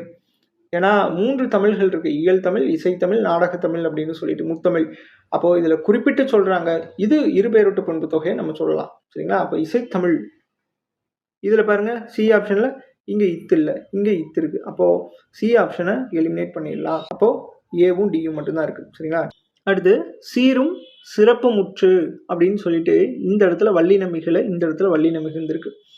ஏன் இந்த இடத்துல வல்லின மிகுணும் அப்படின்னா, இந்த முற்று அப்படிங்கிற வேர்டை பாருங்கள், இது என்னது? வன்தொடர் குற்றியலுகரம் அப்படின்னு சொல்லுவாங்க. அப்போ வன்தொடர் குற்றியலுகரத்துக்கு பின்னாடி வல்லினம் வந்து மிகணும். அதாவது ஒன்றும் கிடையாது, கசட தபர அப்படிங்கிறது என்ன எழுத்து? வல்லின எழுத்து அப்படின்னு படிச்சிருப்போம்ல. அந்த வல்லின எழுத்துக்கு அப்புறம் குசுடு துபுரு வந்துச்சு அப்படின்னா அதைத்தான் வந்து வன்தொடர் குற்றியலுகரம்னு சொல்லுவோம். சரிங்களா? இதை வந்து ஞாபகம் வச்சுக்கோங்க. அப்போ ஏ ஆப்ஷன் தான் கரெக்ட். அடுத்து வலுவு சொற்களற்ற வாக்கியத்தை தேர்வு செய்க. இதில் பாருங்க, வெந்நீர் தாவாரத்தில் அப்படின்னு கொடுத்துருக்காங்க. அது இல்லாமல் இதுவுமே வந்து தப்பு தான். இந்த இதுதான் வரும். சரிங்களா? தாவாரம் அப்படின்னு வராது, தாழ்வாரத்தில் அப்படின்னு வரும். இதில் பாருங்கள், தாவாரம் இருக்குது. அப்போ இதுவும் தப்பு, இதுவும் தப்பு. சி ஆப்ஷன் பாருங்கள், வெந்நீர் தாழ்வாரத்தில் ஓடியது, இது கரெக்டு. சரிங்களா? இது வந்து இந்த இது தப்பு. அடுத்து கீழ்காணும் பொருள் உணர்த்தும் உவமையாது. பற்றுக்கோடற்ற அப்படின்னா அடியற்ற மரம். பற்றுக்கோடற்ற அப்படின்னா எந்த ஒரு பற்றும் இல்லாமல், எந்த ஒரு பிடிப்பும் இல்லாமல் இருக்கும். அப்போ அதுக்கு ஆட்டானது அடியற்ற மரம் அப்படிங்கிறது. அடியற்ற மரம்னா வேறே இல்லாத ஒரு மரம் இருக்குமா, அந்த மாதிரி. அதான் பற்றுக்கோடற்ற அப்படின்னா அடியற்ற மரம் அப்படிங்கிறது குறிக்கலாம். அடுத்து பிறவினை சொற்றொடரை கண்டறிக. முருகன் சிலப்பதிகாரத்தை படித்தான் அப்படின்னு இருக்கு. பிறவினையை பொறுத்த வரைக்கும் நம்மளுக்கு என்ன கீவேர்டு அப்படின்னா விபி. இது ரெண்டுமே இருக்கான்னு பாருங்க கடைசியா. இதுல பாருங்க, முருகன் சிலப்பதிகாரத்தை படிப்பித்தான், இதுல பி இருக்கு. அப்ப இதுதான் வந்து என்னது? பிறவினை சொற்றொடர். சிடியில் பாருங்க இருக்காது, படிக்கப்பட்டது அப்படின்னு இருக்கு. இது என்ன வரும்? செய்யப்பாட்டு வினை. சரிங்களா? டி ஆப்ஷன் பாருங்க, சிலப்பதிகாரத்தை படித்தவன் முருகன் அப்படின்னு இருக்கு. இதுல ஒருத்தவங்க ஒரு சந்தேகம் அப்படிங்கிறது கேட்டிருந்தீங்க. என்ன அப்படின்னா, நம்ம ஐ அப்படிங்கிறது ஒரு கீவேர்ட் மாதிரி வச்சிருந்து அதை செய்வினை அப்படின்னு நம்ம சொல்லியிருந்தோம் இல்லையா? அப்போ இதில் பாருங்க, சிலப்பதிகாரத்தை இங்கே ஒரு ஐ வந்திருக்கு, முருகன் சிலப்பதிகாரத்தை இங்கே ஒரு ஐ வந்திருக்கு. இதில் எது வந்து நம்ம செய்வினை அப்படின்னு சொல்லுவோம் அப்படின்னா இதை தான் நம்ம சொல்லுவோம், ஏ ஆப்ஷனு. ஏன் வந்து டி ஆப்ஷனை சொல்ல மாட்டோம் அப்படின்னா, நான் என்ன சொல்லியிருக்கேன்? எழுவாய் செய்யப்படு பொருள் கடைசியாக வந்து பயனிலையில் முடியணும், அதாவது செய்வினைக்கு. அந்த ஐ அப்படிங்கிறது எதில் வரும் அப்படின்னா செய்யப்படு பொருளில் தான் வந்திருக்கணும். சரிங்களா? செய்யப்படு பொருளில் மட்டும்தான் வந்திருக்கணும். எழுவாயினா தெரியும் இல்லையா? ஒரு செயல் வந்து நடக்குது, அந்த செயல் நடக்கிறதுக்கு காரணமாக இருக்கக்கூடியவங்க யாரு? முருகன் சிலப்பதிகாரத்தை படித்தான், அவன் படித்தான். யாரு படித்தா? முருகன் படித்தான். அப்போ இந்த படித்தான் அப்படிங்கிற வேர்டுக்கு சொந்தக்காரன் யாரு? முருகன். அப்போ இவன் தான் எழுவாய். அவன் என்ன பண்ணான்? படித்தான். அதுதான் வந்து பயனிலை. என்னத்தை படித்தான் அப்படிங்கிறது செய்யப்படும் பொருள், அதுதான் சிலப்பதிகாரம். சரிங்களா? அப்போ இந்த சிலப்பதிகாரத்துக்கு பக்கத்தில் தான் ஐ வந்துச்சு அப்படின்னா நீங்கள் செய்வினையை குறிக்கணும். சரியா? அப்படி வரல அப்படின்னா அது வந்து செய்வினை கிடையாது. இப்போ இதில் பாருங்க, சிலப்பதிகாரத்தை படித்தவன் முருகன் அப்படின்னு சொல்லி கொடுத்துருக்காங்க. இதில் செய்யப்படும் பொருளில் தான் ஐ வந்து வந்திருக்கு. சரிங்களா? ஆனால் இது என்ன பொசிஷனில் இருக்குது பாருங்க, இது வந்து எழுவாய் ஒரு இதில் பொசிஷனில் இருக்குது. அந்த எழுவாய் பொசிஷனில் இருந்து இந்த இடத்துல ஐ வந்ததுனால இது நம்ம செய்வினை அப்படிங்கிறது எடுத்துக்க முடியாது. சரிங்களா? செய்யப்படும் பொருள்னா ரெண்டாவது வந்திருக்கணும். ஃபர்ஸ்ட் எழுவாய், அதுக்கடுத்து செய்யப்படும் பொருள், அதுக்கடுத்து பயனிலை. இந்த வரிசையில முடிஞ்சு செய்யப்படும் பொருள் ஐ வந்துச்சுன்னா மட்டும்தான் நீங்க செய்வினை அப்படிங்கிறத குறிக்கணும். புரியுதுங்களா என்ன அப்படின்ட்டு? ஓகே. அடுத்து வலுவு சொற்களற்ற வாக்கியத்தை தேர்வு செய்க. இதில் பாருங்க, ஒருத்தி புட்டு அப்படின்னு சொல்லி கொடுத்துருக்காங்க. நம்ம வந்து கொலா புட்டு அப்படின்னு சொல்லி நம்ம சாப்பிட்ருப்போம் இல்லையா? சாப்பிட்ற இதில் வந்து நம்ம புட்டுன்னு தான் நம்ம பேசுவோம். ஆனால் புட்டு அப்படின்னு நம்ம சொல்லக்கூடாது, பிட்டு அப்படிங்கிறத சொல்லலாம். அப்போது இது ரெண்டுமே வந்து தப்பு. சரிங்களா? ஒருத்தி, பிட்டு, வித்து அப்படின்னு கொடுத்துருக்காங்க. சரிங்களா? வித்து அப்படின்னா வந்து விதையை குறிக்கும். சரியா? இது வந்து கிடையாது, விற்று அப்படின்னு வரும். சரிங்களா? விற்று செலவு செய்தால். ஏன் இந்த இடத்துல இச்சு வந்திருக்குன்னு தெரியுதுங்களா? ஏன்னா இது ஒரு வன்தொடர் குற்றலுகரம். நான் போனதுலேயே சொன்னது தான். இதில் பாருங்க, இந்த ரூ இருக்கு இல்லையா? இதை தான் வந்து குசுடுது பொருள், அந்த கடைசியில் இருக்கக்கூடிய அந்த ரூ, அந்த ரூவுக்கு முன்னாடி என்ன வந்திருக்குன்னு பாருங்க, இந்த எழுத்து வந்திருக்கு. அப்போ வன்தொடர் குற்றலுகரம். சப்போஸ் இதில் ஏதாவது ஒரு எழுத்து வந்துருச்சு அப்படின்னா அதை மென்தொடர் குற்றலுகரம் அப்படின்னு சொல்லுவாங்க. அப்போ இந்த எழுத்து வந்திருந்ததுன்னா அது இடைத்தொடர் குற்றலுகரம் அப்படின்னு சொல்லுவாங்க. புரியுதுங்களா என்ன அப்படின்ட்டு? அடுத்து விட் என்ற ஆங்கில சொல்லுக்கான நேரான தமிழ் சொல்லை தேர்ந்தெடுக்க. விட் அப்படின்னா மிகச்சிறிய அளவு அப்படின்னு அர்த்தம். சரிங்களா? அடுத்து செய்யப்பாட்டு வினை சொற்றொடரை கண்டுபிடிக்க. செய்யப்பாட்டு வினைனா நீங்கள் எதையுமே படிக்க தேவையில்ல, கடைசியாக போயிருங்க, பாடப்பட்டது இருக்கா அதுதான் செய்யப்பாட்டு வினை. சரிங்களா? இதெல்லாம் நான் ஒவ்வொரு கொஷினுக்கு நான் சொன்னேன்னா டைம் தான் ஆகும். அடுத்து அகர வரிசைப்படி சொற்களை சீர் செய்க. எல்லாமே யா வரிசை தான் இருக்குது. இதில் பாருங்கள் யா யா யா, இதில் சின்ன யா அதாவது குறிலியா. அப்போ குறிலியா தான் ஃபஸ்ட் வரணும். இதை வச்சு நீங்கள் பி ஆப்ஷன் போட்டுடலாம். அடுத்து யான் என்னும் தன்மை ஒருமை வேற்றுமை உருபெயர்க்கும் போது இவ்வாறு தெரியும். என்ன அப்படின்னா இவ்வாறு தெரியும். என்ன அப்படின்னா எண் அப்படிங்கிறது வரும். சரிங்களா? அதெல்லாம் தன்மை வேற்றுமை உருபு அப்படின்னா வேற்றுமை உருபு நம்மளுக்கு தெரியும். ஐயாளுக்கும் இன்னது கண் அப்படின்னு சொல்லிட்டு இதில் பாருங்களேன், யான் கூட்டல் இன் அப்படின்னா இது ரெண்டுமே சேரும்போது என்ன ஆகும் அப்படின்னா எண்ணின் அப்படின்னு சொல்லிட்டு மாறும். அதனால தான் இங்கே வந்து எண் அப்படின்னு சொல்லி கொடுத்துருக்காங்க. இது நம்ம வந்து தனியாக பார்க்கலாம். சரிங்களா? நம்ம ஒரு கொஷின் வந்து கொடுத்துருப்பாங்க, பிரித்தெழுதுகளை கொடுத்துருப்பாங்க, நான் அதை அங்கே வரும்போது சொல்கிறேன். அடுத்து பெயர் சொல்லின் வகையறிதல். மரம். மரம் அப்படிங்கிறது எதை குறிக்கும் அப்படின்னா இடுகுறி பொதுப்பெயர். சரிங்களா? ஏன் வந்து இது இடுகுறி பொதுப்பெயர்னு சொல்கிறாங்க அப்படின்னா மரம் அப்படிங்கிற சொல்லு எதுக்கு வந்துச்சு அப்படின்னு தெரியல. ஏன்னா காரணம் கருதி நம்மளுக்கு வந்து வைக்கல. மரம்னா என்ன, ஏதாவது காரணம் சொல்ல முடியுமா? சொல்ல முடியாது. அதனால இது ஒரு இடுகுறி. பொதுப்பெயர் அப்படின்னா ஏன்னா எத்தனையோ மரம் இருக்குது, ஆனால் அத்தனை வகையான மரத்தை ஒரே ஒரு சொல்லால் மரம் அப்படின்னு சொல்லி அடக்கிட்டாங்களே, அதுதான் பொதுப்பெயர், இடுகுறி பொதுப்பெயர். இதே வந்து பனை மரம் அப்படின்னு கொடுத்துருந்தாங்க அப்படின்னா அது இடுகுறி சிறப்பு பெயரில் வரும். புரியுதுங்களா என்ன அப்படின்ட்டு? ஒரு பொதுவாக சொன்னாங்கன்னா பொதுப்பெயர், இல்லை குறிப்பிட்டு ஒன்று சொல்கிறாங்க அப்படின்னா இடுகுறி சிறப்பு பெயரில் வரும். அடுத்து பட்டியல் 1 பட்டியல் 2 வந்து பொருத்தணும். சொல் பொருள் பாருங்கள். கேசரி அப்படின்னா சிங்கத்தை வந்து குறிக்கும். சரிங்களா? மடங்கள் அப்படின்னாலும் சிங்கம், ஞாபகம் வச்சுக்கோங்க. அடுத்து பூதரம் அப்படின்னா மழையை வந்து குறிக்கும். கவிகை அப்படின்னா குடையை வந்து குறிக்கும். இடர் அப்படின்னா துன்பம். சரிங்களா? 4 3 2 1 எங்கே இருக்குன்னு பாருங்க, இங்கே. அடுத்து யாமம் என்பது, யாமம் அப்படிங்கிறது குறிஞ்சி திணைக்குரிய சிறுபொழுது. மற்ற நிலத்துக்குரிய சிறுபொழுதையும் பார்த்துடலாம். இந்த யாமம் அப்படிங்கிறது இரவு 10 மணிலேருந்து 2 மணி வரையும். சரிங்களா? முல்லை திணைக்குரிய சிறுபொழுது வந்து பார்த்தீங்க அப்படின்னா மாலை. சரிங்களா? மாலை 6 மணிலேருந்து 10 மணி வரைக்கும். அது பேரே வந்து மாலை தான், சிறுபொழுது பேர். அடுத்து நெய்தலை பொறுத்த வரைக்கும் ஏற்பாடு அப்படின்னு சொல்லுவாங்க. இது வந்து சூரியன் மறையக்கூடிய நேரம் 2 மணிலேருந்து 6 மணி வரையும், மதியம் 2 மணிலேருந்து சாயந்தரம் 6 மணி வரைக்கும். அடுத்து மருத நிலத்தை பொறுத்த வரைக்கும் வைகரை அப்படின்னு சொல்லுவாங்க. இது வைகரை அப்படிங்கிறது அதிகாலை 2 மணிலேருந்து, சரிங்களா, அதை சாமம் சொல்லுவாங்கள்ல, அதாவது நடுராத்திரிக்கு மேலே 2 மணிலேருந்து 6 மணி வரைக்கும். அடுத்து பாலை வந்து இல்லை, பாலை நம்ம என்ன சொல்லலாம், நண்பகல் அப்படின்னு சொல்லலாம். நண்பகல் 10 மணிலேருந்து 2 மணி வரையும். நண்பகல்லாம் காலையில் 10 மணிக்கு, அதுலேருந்து மதியம் 2 மணி வரைக்கும். புரியுதுங்களா? இது அப்படியே வந்து நோட் பண்ணிக்கோங்க. அடுத்து 52வது கேள்வி, குற்றலுகரம் பயின்று வரும் சொல் எது அப்படின்னு கேட்குறாங்க. இந்த குற்றலுகரம் உகரம்னு வந்துருச்சு அப்படின்னாலே குசுடுதுபுரு கடைசியில் முடியணும். சரிங்களா? இதில் வந்து எங்கே முடிஞ்சிருக்குன்னு பாருங்க, இந்த ரூ தான் வந்து கரெக்டு. சரிங்களா? இந்த ரூ வந்து தப்பு. இங்கே பாருங்க, கு சு டு து கு ரு, இதில் வந்து முடிஞ்சிருந்ததுன்னா மட்டும்தான் இதை வந்து குற்றலுகரம் அப்படின்னு சொல்லுவோம். புரியுதுங்களா? அப்போ இந்த மாதிரிலாம் வந்துச்சுன்னா என்ன சொல்லுவோம் அப்படின்னா, இந்த வரவு செலவு ரூ அப்படின்னு இந்த இதெல்லாம் முடிஞ்சிச்சு அப்படின்னா அதை முற்றியலுகரம் அப்படின்னு சொல்லுவோம். ஏன்னா இது வந்து அந்த ஒரு மாத்திரையிலேருந்து அரை மாத்திரையாக குறைந்து ஒழிக்காது, முழுசாக வந்து ஒழிக்கும். புரியுதுங்களா என்னென்னு? குற்றியலுகரம்னா குறுமை கூட்டல் இயல் கூட்டல் உகரம் அப்படின்னு நம்ம சொல்லுவோம். அது இந்த ரூ அப்படிங்கிறது என்னது, ஒரு குறில் எழுத்து, இது ஒரு மாத்திரை. இதை ஏன் குற்றியலுகரம்னு சொல்கிறோம் அப்படின்னா குறுகி ஒழிக்கும். சரிங்களா? குறுகி ஒழிக்கிறதுனால இந்த குற்றியலுகரம் அப்படின்னு சொல்கிறோம். இந்த கு சு டு து பு ரு இதெல்லாமே நீங்கள் பிரிச்சிங்க அப்படின்னா கடைசியாக ஊன்னு சொல்லிட்டு முடியும்.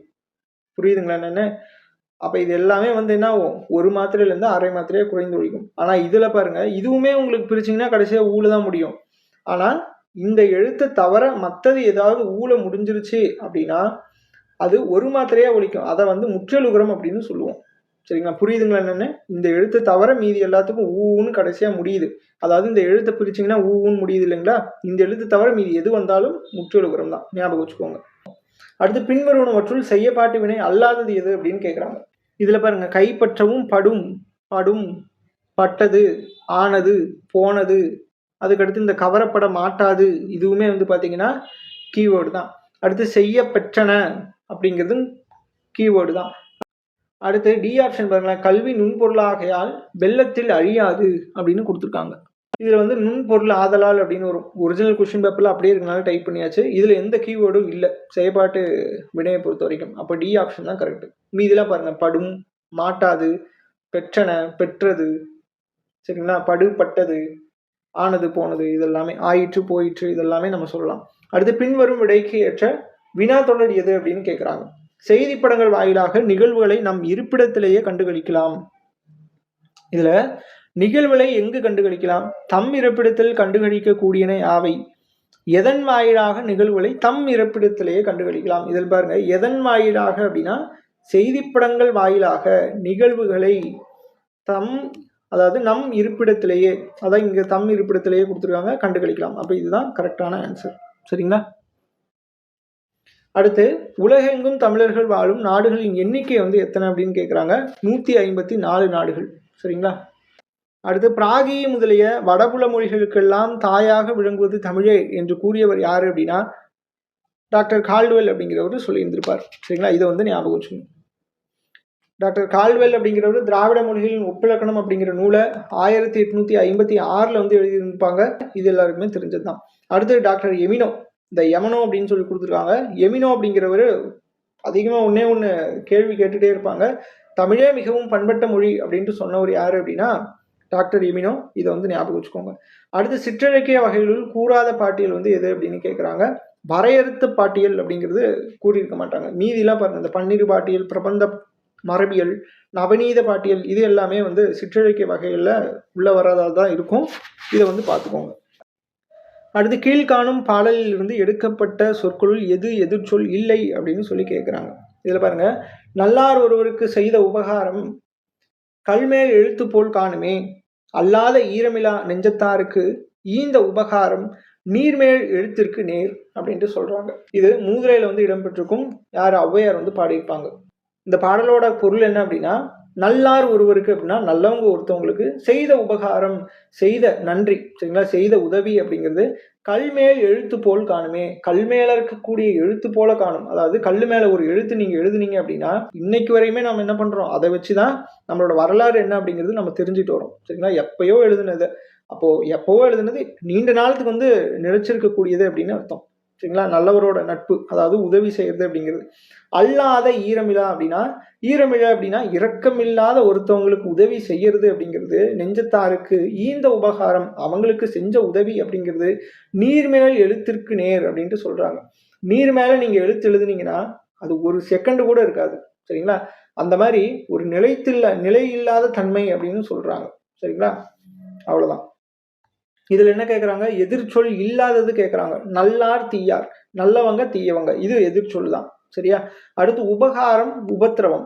நம்மலாம் சொல்லுவோம்ல, அதாவது நம்ம அம்மாலாம் சொல்லுவாங்க, உதவி பண்ணலைனாலும் சரி உபத்திரம் பண்ணாம இரு அப்படின்னு சொல்லிட்டு. சரிங்களா?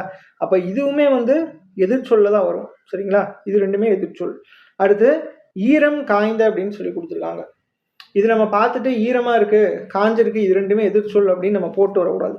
ஈரம் அப்படின்னா இங்க எதை குறிக்கிறாங்க அப்படின்னா இரக்கத்தை வந்து குறிக்கிறாங்க. சரிங்களா? இரக்கத்தோட ஆப்போசிட் வந்து காய்ந்த அப்படிங்கிறது கிடையாது. சரிங்களா? இது வந்து எதிர்ச்சொல்லே கிடையாது. இப்ப இதுதான் எதிர்ச்சொல் இல்லை.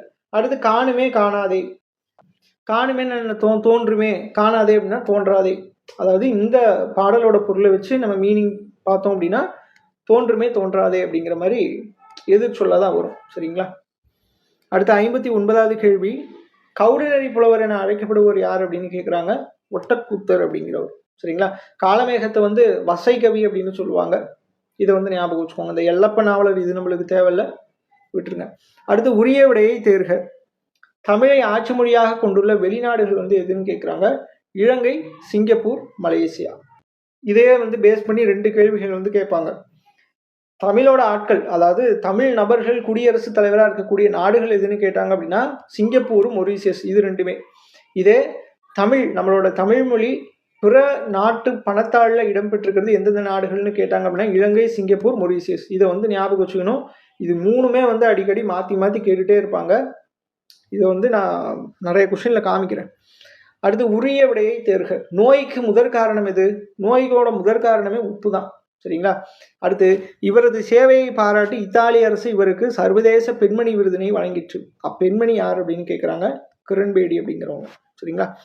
அடுத்த 63வது கேள்வி, தேன் கலந்து பால் கலந்து செழுங்கனி தீஞ்சுவை கலந்து என் ஊன் கலந்து உயிர் கலந்து உவட்டாமல் இனிப்பதுவே. இப்பாடலடியில் ஊன் இணையான தமிழ் சொல் எது அப்படின்னு கேட்குறாங்க. இந்த ஊனுக்கு இணையான தமிழ் சொல் என்ன அப்படின்னா நினம் அப்படிங்கிறது குறிக்கும். நினம் அப்படின்னா கொழுப்பு அப்படிங்கிறது நம்ம படிச்சிருப்போம். ஊன்னா வந்து உடம்புங்க, சரிங்களா? ஆனால் இதை வந்து இறைச்சியும் குறிக்கும் இந்த 2 சுழி ஊன். இதே வந்து 3 சுழி இந்த இன்னும் வந்துச்சு அப்படின்னா அது வந்து உணவை வந்து குறிக்கக்கூடியதாக இருக்கும், சரிங்களா? இதை நம்ம அந்த நகர வேறுபாடில் நம்ம படிச்சிருப்போம், சரிங்களா? அதான் இந்த உணவு அப்படிங்கிறது கொடுத்துருப்பாங்க. அடுத்த 64வது கேள்வி, பெரிய புராணத்துள் குறிப்பிடும் தொகையடியார்களின் எண்ணிக்கை யாது அப்படின்னு கேட்குறாங்க. தொகையடியார்கள் வந்து மொத்தம் 9. இதே பெரிய புராணத்தில் சிவனடியார் எத்தனை பேருன்னு கேட்டாங்க அப்படின்னா மொத்தம் 63. தொகையடியார்களோட எண்ணிக்கை வந்து 9. இது ரெண்டுமே நீங்கள் கூட்டினீங்க அப்படின்னா மொத்தம் 72 அப்படிங்கிறத நீங்கள் சொல்லலாம். மொத்த அடியார்கள், சரிங்களா? சிவனடியார் தொகையடியார்னு தனியாக கேட்காம மொத்த அடியார்கள் எத்தனைன்னு கேட்டாங்கன்னா 72 அப்படிங்கிறத குறிக்கணும். அடுத்து சலவர் என்னும் சொல்லிற்கு உரிய பொருள் என்ன அப்படின்னா வஞ்சகர் அப்படிங்கிறத குறிக்கும், சரிங்களா? இதெல்லாம் நம்ம படிச்சிருப்போம். அடுத்து கீழுள்ளவற்றுள் பரஞ்சோதி முனிவர் இயற்றாத நூல் எது அப்படின்னு சொல்லி கேட்குறாங்க. நான்முகன் அந்தாதி அப்படிங்கிறது இயற்றாது. நான்முகன் அந்தாதி அப்படிங்கிறது திருமலைசை ஆழ்வார் அப்படிங்கிறவங்க ஏற்றிருப்பாங்க. இதை வந்து ஞாபகம் வச்சுக்கணும், சரியா? அடுத்து இதில் பாருங்க, திருவிளையாடற் புராணம், திருவிளையாடற் போற்றி கல்வியன்பா, மதுரை 18 அந்தாதி, இது எல்லாமே வந்து பரஞ்சோதி முனிவர் வந்து இயற்றின நூல், சரிங்களா? அடுத்து 67வது கேள்வி, உங்களுடைய தர்மமும் கர்மமுமே உங்களை காக்கும். இந்த இது வரையும் பாருங்க, இந்த சென்டென்ஸ் வரையும் பார்த்தீங்க அப்படின்னாலே அயோத்திதாசர் போட்டுடலாம். ஏன்னா அடிக்கடி இது கேட்ட கொஸ்டின், சரிங்களா? என்று முத்தாய்ப்பாய் நம் உள்ளத்தில் நருந்தேனை பெய்வித்தவர் யார் அப்படின்னு சொல்லி கேட்குறாங்க. இவங்க தான் அயோத்திதாஸ் பண்டிதர். அயோத்திதாஸ் பண்டிதர் அப்படிங்கிறது ஒரு பைசா தமிழன் அப்படிங்கிற இதழ் வந்து எப்போ தொடங்கப்பட்டுச்சு அப்படின்னு சொல்லிட்டு கமெண்ட் பண்ணுங்க, சரிங்களா? அப்புறம் அவர் இன்னொன்று வந்து உருவாக்கியிருப்பார், என்ன அப்படின்னா நிறைய உருவாக்கியிருப்பாரு. சாக்கிய பௌத்த சங்கம் அப்படிங்கிற இயரை வந்து குறிப்பிடுங்க. இதெல்லாமே நீங்கள் பொது அறிவில் படிச்சிருப்பீங்க, சரிங்களா? ஜிஎஸ்ல கொஞ்சம் பார்த்து சொல்லுங்கள். அடுத்து கீழ் காண்பவர்களுள் சீட்டுக்கவி எழுதியவர் யார் அப்படின்னு கேட்குறாங்க. சீட்டுக்கவி அப்படின்னாலே சுப்பிரமணிய பாரதியார் தான், சரிங்களா? அடுத்து நரம்பின் மறை என்று இசையை பற்றி குறிப்பிடும் நூல் வந்து எதுன்னு கேட்குறாங்க. தொல்காப்பியம். இந்தியாவின் பெப்சி என அழைக்கப்படுபவர் யாருன்னு கேட்குறாங்க. ஆனந்தரங்கர். இந்த ஆனந்தரங்கரை பற்றி இப்போதைக்கு மேக்சிமம் வந்து கொஷின் வராது, இருந்தாலும் பார்த்துக்கோங்க, சரிங்களா? அடுத்து நாடாக ஒன்றோ காடாக ஒன்றோ அவளாக ஒன்றோ மிசையாக ஒன்றோ எவ்வழி நல்லவர் ஆடவர் அவ்வழி வாழிய நிலனே அப்படின்னு சொல்லிட்டு மூதுரையில் ஔவையார் வந்து பாடியிருப்பாங்க. இச்செய்யுளில் வந்துள்ள அவள் என்ற சொல்லின் பொருள் என்ன அப்படின்னு கேட்குறாங்க. அவள் அப்படின்னா பள்ளம் அப்படிங்கிறத குறிக்கும். இதை நல்லா நோட் பண்ணிக்கோங்க. அவன் வந்து பொருள் கேட்குறானா இல்லை எதிர்ச்சொல் கேட்குறானா என்னன்னு. ஏன்னா இந்த ஒரு பாட்டை வச்சு எதிர்ச்சொல்லும் கேட்டிருக்காங்க, பொருளும் கேட்டிருக்காங்க. அதனால நம்ம ரெண்டையுமே பார்த்துக்கணும், சரிங்களா? இதே மிசை அப்படின்னா மேடு அப்படிங்கிறது குறிக்கும். இதை வந்து ஞாபகம் வச்சுக்கணும், சரிங்களா? இதுவுமே ஒரு ப்ரீவியஸ் இயர் கொஸ்டின் தான்.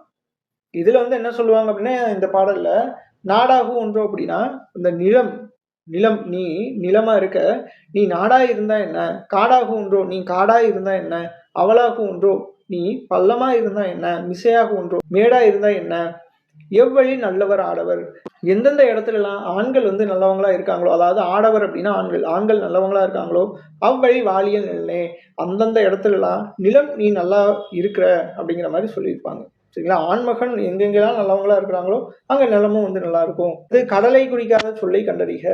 இதில் பாருங்க, புனை அப்படிங்கிறது கடலை குறிக்காது. ஏன்னா புனை அப்படின்னா அந்த படகை வந்து குறிக்கும். தெப்பம் படகுன்னெலாம் நம்ம சொல்கிறோம் இல்லையா, அதெல்லாம். அடுத்து இந்த பௌவம் புணரி பறவை, இது மூன்றுமே கடலை குறிக்கக்கூடிய வேறு சொற்கள் தான். அடுத்து பெரிய புராணம் காட்டும் முப்பொருட்கள் என திருவிக்கா பட்டியலிடுபவை எவை அப்படின்னு கேட்குறாங்க.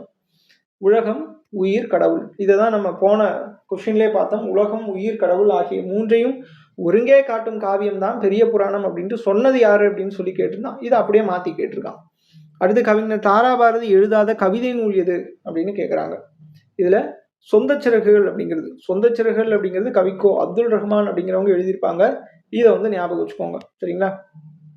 இதில் புதிய விடியல்கள், இதயங்கள் கிழக்கு, இன்னொரு சிகரம், விரல் நுனி வெளிச்சங்கள், இது எல்லாமே வந்து யார் எழுதுனது? கவிஞர் தாராபாரதி எழுதுனது. அடுத்து 75வது கேள்வி, மும்பையில் 1946ஆம் ஆண்டு சித்தார்த்த உயர்கல்வி நிலையத்தை தோற்றுவித்தவர் இவர் யாரு? அண்ணல் அம்பேத்கர், சரிங்களா? ஞாபகம் வச்சுக்கோங்க. அடுத்து பின்வரும் சொற்களில் அமைந்த எழுத்துக்கள் பிறக்குமிடம் அறிந்து பொருத்துக.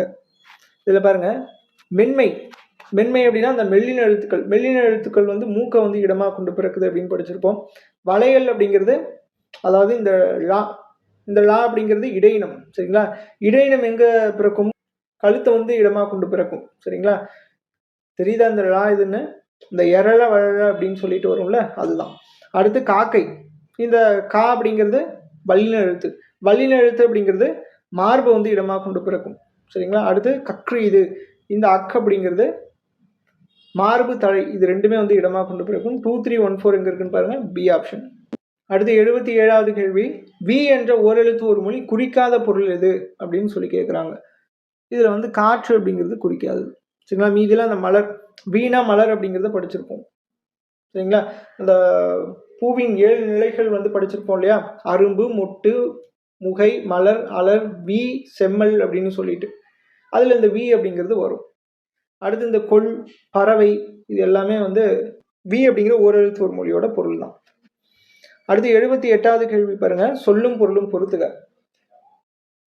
கா அப்படிங்கிறதுக்கு சோலை அப்படிங்கிறதையும் குறிக்கும், காப்பாற்று அப்படிங்கிறதையும் குறிக்கும். சரிங்களா? இதை வந்து பார்த்து வச்சுக்கணும். அப்போ 4. கூ அப்படின்னா பூமியையும் குறிக்கும், அடுத்து நிலத்தையும் குறிக்கும். 4 3. கை அப்படின்னா ஒழுக்கத்தையும் குறிக்கும், செயலையும் குறிக்கும். 4 3 2. அதுக்கடுத்து கோ அப்படின்னா அரசனையும் குறிக்கும், பெருமை. 4 3 2 1 எங்க இருக்குன்னு பாருங்க, பி ஆப்ஷன். அடுத்து 79வது கேள்வி, வெண்பாவின் இலக்கணத்தை முதலிலும் ஆசிரியப்பாவின் இலக்கணத்தை ஈற்றிலும் பெற்று வருவது வந்து எது அப்படின்னு கேட்குறாங்க. மருட்பா அப்படிங்கிறது ஆன்சர். சரிங்களா? அடுத்து 80வது கொஸ்டின், பின்வருவனவற்றுள் பொருத்தமான இணையை கண்டெடு. வெறுப்பு, வெட்பு. வெறுப்பு அப்படின்னா மழையை குறிக்கும். சரிங்களா? இப்போ பி ஆப்ஷன் மழை. இந்த வெட்பு அப்படின்னா சூடு. சரிங்களா? அடுத்து, தானதை சம்புவின் கனி என்று தடங்கையில் எடுத்து முன் பார்த்தான். இவ்வரிகளில் இடம்பெறும் கனி எது அப்படின்னு கேட்குறாங்க. நாவற்கனி. இது எதில் அப்படின்னா விவேக சிந்தாமணியில் வந்து எழுதியிருப்பாங்க. விவேக சிந்தாமணியோட ஆசிரியர் நம்மளுக்கு தெரியாது. சரிங்களா? இதில் என்ன சொல்லியிருந்திருப்பாங்க அப்படின்னா, அந்த பூவில் இருக்கக்கூடிய தேனை வந்து உண்டு ஒரு வண்டு என்ன பண்ணிருச்சு அப்படின்னா ஃபுல்லாக வந்து தேன் குடிச்சிருச்சு. அந்த மயக்கத்தில் அது பாட்டுக்கு கீழே விழுந்து கிடக்குது. சரிங்களா? அந்த மரத்துக்கு கீழே, இந்த செடிக்கு கீழேயோ மரத்துக்கு கீழே விழுந்து கிடக்குது. ஒரு பெண் வந்து வந்துட்டு கீழே விழுந்து கிடக்கிற அந்த வண்டை வந்து பார்க்குறான். ஆனால் அவளுக்கு வண்டா தெரியல, என்னவா தெரியுது அப்படின்னா, அதான் நவாப்பழம்னு சொல்லுவாங்கள்ல, அந்த நவாப்பழம் தான் கீழே கிடக்குது அப்படின்னு சொல்லிட்டு கையில் எடுத்து பார்க்குறான். சரிங்களா? அது என்ன பண்ணுது, ஆனால் அது வந்து வண்டு அப்படிங்கிறது கடைசியாக தான் தெரியும். சரிங்களா? அதை வந்து குறிப்பிட்டிருப்பாங்க, அதை வந்து பார்த்துக்கணும். அடுத்து 82வது கேள்வி, அகரவரிசைப்படி சொற்களை சீர் செய்க. இதில் பாருங்க எல்லாமே அந்த காவரிசை. சரிங்களா? காவரிசை வந்து வந்திருக்குது. இதில் எது வந்து ஃபர்ஸ்ட் வரும்னு பாருங்க. அடுத்த 2வது லெட்டர் பாருங்க, யா, வா, ரா, மா தான் ஃபர்ஸ்ட் வரும். ஏ ஆப்ஷன் தான் கரெக்ட். அடுத்து 83வது கேள்வி, சரியான விடையை கண்டறிக.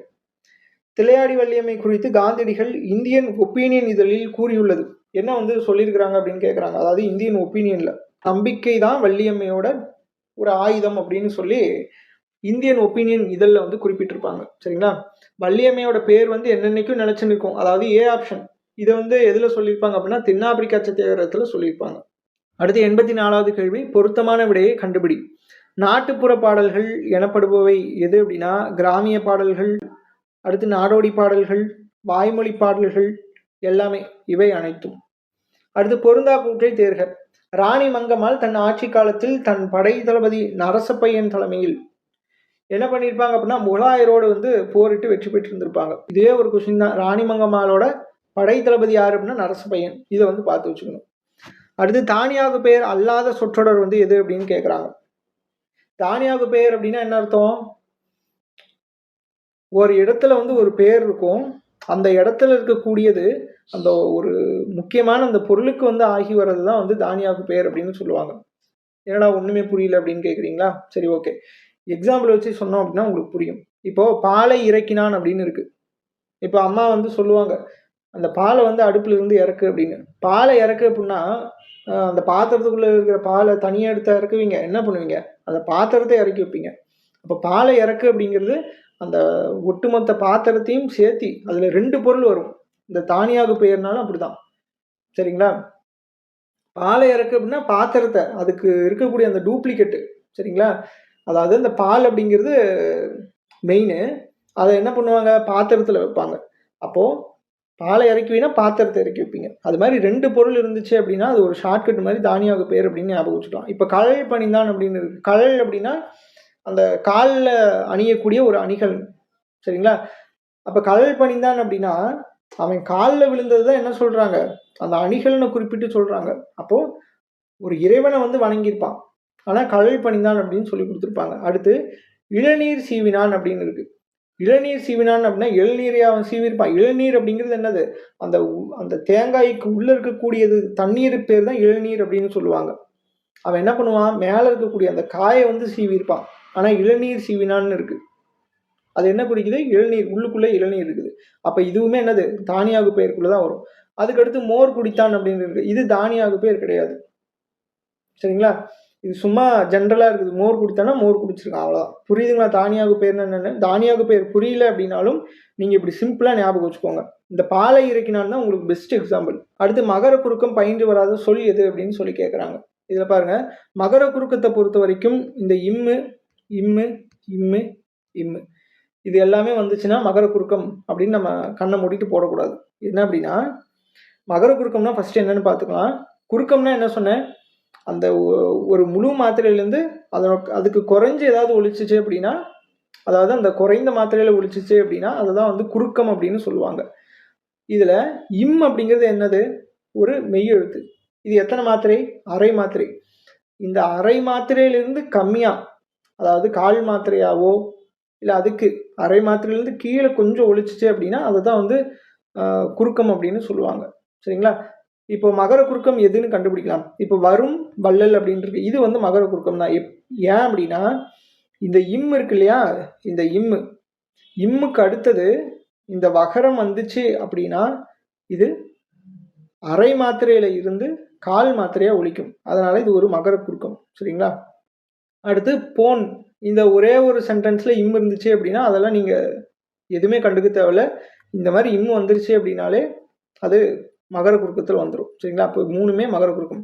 அடுத்து தரும் செல்வர் அப்படின்னு இருக்கு. இந்த இடத்துல மகரம், அதாவது இம்மு வந்திருக்கு. வறுமொழியில பாருங்க சாவரிசை வந்து வந்திருக்கு. அப்போ இது வந்து வராது.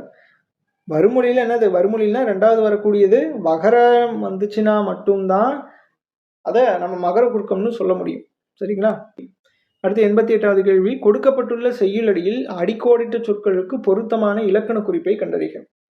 சிற்றில் நற்றுண் பற்றி நின்மகன், இது வந்து ஒரு புறநானூறு பாட்டு, சரிங்களா? நீங்கள் ஒரு இமேஜே பார்த்துருப்பீங்க. ஒரு வயசான ஒரு அம்மா இருப்பாங்க, ஒரு பெண்மணி இருக்கும், அந்த தூணை பற்றிக்கிட்டு கேட்பாங்க, என்ன அப்படின்னா உன்னோட மகன் வந்து எங்கே அப்படின்னு சொல்லிட்டு. அதுக்கு அந்த அம்மா சொல்லுவாங்க, புலி வந்து தங்கி சென்ற போல அந்த வயிறு, அந்த பெற்றெடுத்த வயிறு அப்படிங்கிறது இங்கே இருக்கு, அவன் இங்கே இல்லை அப்படின்னா அவன் எங்கே போயிருப்பான், போர்க்களத்தில் இருப்பான், போய் பாரு அப்படிங்கிற மாதிரி சொல்லியிருப்பாங்க. புறநானூரில் காவற்பெண்டு அப்படிங்கிறவங்க எழுதியிருப்பாங்க, சரிங்களா? சிற்றில் அப்படின்னா சின்ன இல்லம் அப்படின்னு அர்த்தம். அப்போ சின்னது அப்படிங்கிறது ஒரு பண்பை குறிக்கக்கூடியதாக இருக்குது. சின்னது, பெருசு, அப்புறம் இந்த வட்டம், வடிவம், இது எல்லாமே வந்து இனிப்பு, கசப்பு, இது எல்லாமே என்னது, பண்பை குறிக்கக்கூடியதாக இருக்கும், பண்பு தொகை. அடுத்து நற்றூன், நன்மை கூட்டல் தூண் அப்படின்னு வரும், புரியுதுங்களா? அப்போ இதுலேயும் வந்து மை விகுதி, நல்ல தூண் அப்படின்னு அர்த்தம். அப்போ நன்மை, தீமை அப்படிங்கிறதும் ஒரு பண்பை தான் குறிக்கும். அப்போ 2மே பண்பு தொகை தான். அடுத்து நில் என்னும் வேர் சொல்லின் தொழிற்பெயரை தேர்ந்தெடுக. நிற்றல் அப்படிங்கிறது தொழிற்பெயர், சரிங்களா? அடுத்து இந்த நின்று சென்றான், நின்று வந்தான், அப்போ வந்தான் சென்றான் அப்படிங்கிறது வினையை கொண்டு முடியுது. ஒரு எச்சொல் வினையை கொண்டு முடிஞ்சுன்னா வினையச்சம். அடுத்து நின்ற மாணவன், நின்ற ஆசிரியர், இது பெயரச்சம், சரிங்களா? ஒரு எச்சொல் பெயரை கொண்டு முடியுதுனால பெயரச்சம். அடுத்து நிற்க, கா இயர்ல முடிஞ்சிச்சு அப்படின்னா வியங்கோல் வினைமுற்று, சரியா? அடுத்து பின்வரும் இலக்கண குறிப்புக்கு பொருந்தாத தொடரை கண்டறிக. ஆகு பெயர், ஆகு பெயருக்கு பொருந்தாதது எது அப்படின்னு கேட்குறாங்க. உலகு சிரித்தது அப்படின்னா உலகம் வந்து சிரித்தது அப்படின்னு சொல்றாங்க. உலகம் வந்து எங்கேயாவது சிரிக்குமா? உலகத்தில் இருக்கக்கூடிய மக்கள் சிரிக்கிறது தான் உலகு சிரித்தது அப்படின்னு ஆகி வந்திருக்கு. அப்போ இது ஆகு பெயர் தான். அடுத்து விருந்து வந்தது அப்படின்னு இருக்கு. விருந்து எங்கேயாவது தானா வருமா? யாராவது வந்து எடுத்துட்டு வந்திருப்பாங்க. அப்போ இதுவும் வந்து ஆகு பெயர் தான். அடுத்து வெற்றிலை நட்டான் அப்படின்னு இருக்கு. வெற்றிலை எங்கேயாவது நட முடியுமா? வெற்றிலை அந்த கொடி இருக்கு இல்லையா, அதைத்தான் நட முடியுமே தவிர வெறும் வெற்றிலை போய் நடமாட்டாங்க. அப்போ இதுவுமே ஆகு பெயர் தான். அதாவது அந்த செடியை வந்து நட்டான் அப்படிங்கிறதுக்கு ஆகி வந்திருக்கு. அடுத்து பழம் உண்டான், நம்ம மேலே பார்த்த மாதிரி தான் மோர் குடித்தான் அப்படின்னு இதில் பழம் உண்டான்னு இருக்குது. சரிங்களா, ரெண்டுமே ஒன்று தான். அடுத்து பொருந்தாயினையை கண்டறிக. இதில் பாருங்க, நூல் அப்படிங்கிறதுக்கு வரை அப்படின்னு கொடுத்துருக்காங்க. இது வந்து பொருந்தாது. சரிங்களா, ஏன்னா நூலுக்கும் இந்த வரைக்கும் சம்மந்தமே இல்லை. மீதிலாம் செக் பண்ணிடலாம். தாழ் அப்படின்னா வணங்கு அப்படின்றது, அதாவது தாழ் அப்படின்னா பாதத்தை குறிக்கும். சரிங்களா, அடுத்து கலை அப்படிங்கிறது பரி. சரிங்களா, இது வந்து கரெக்டு தான்.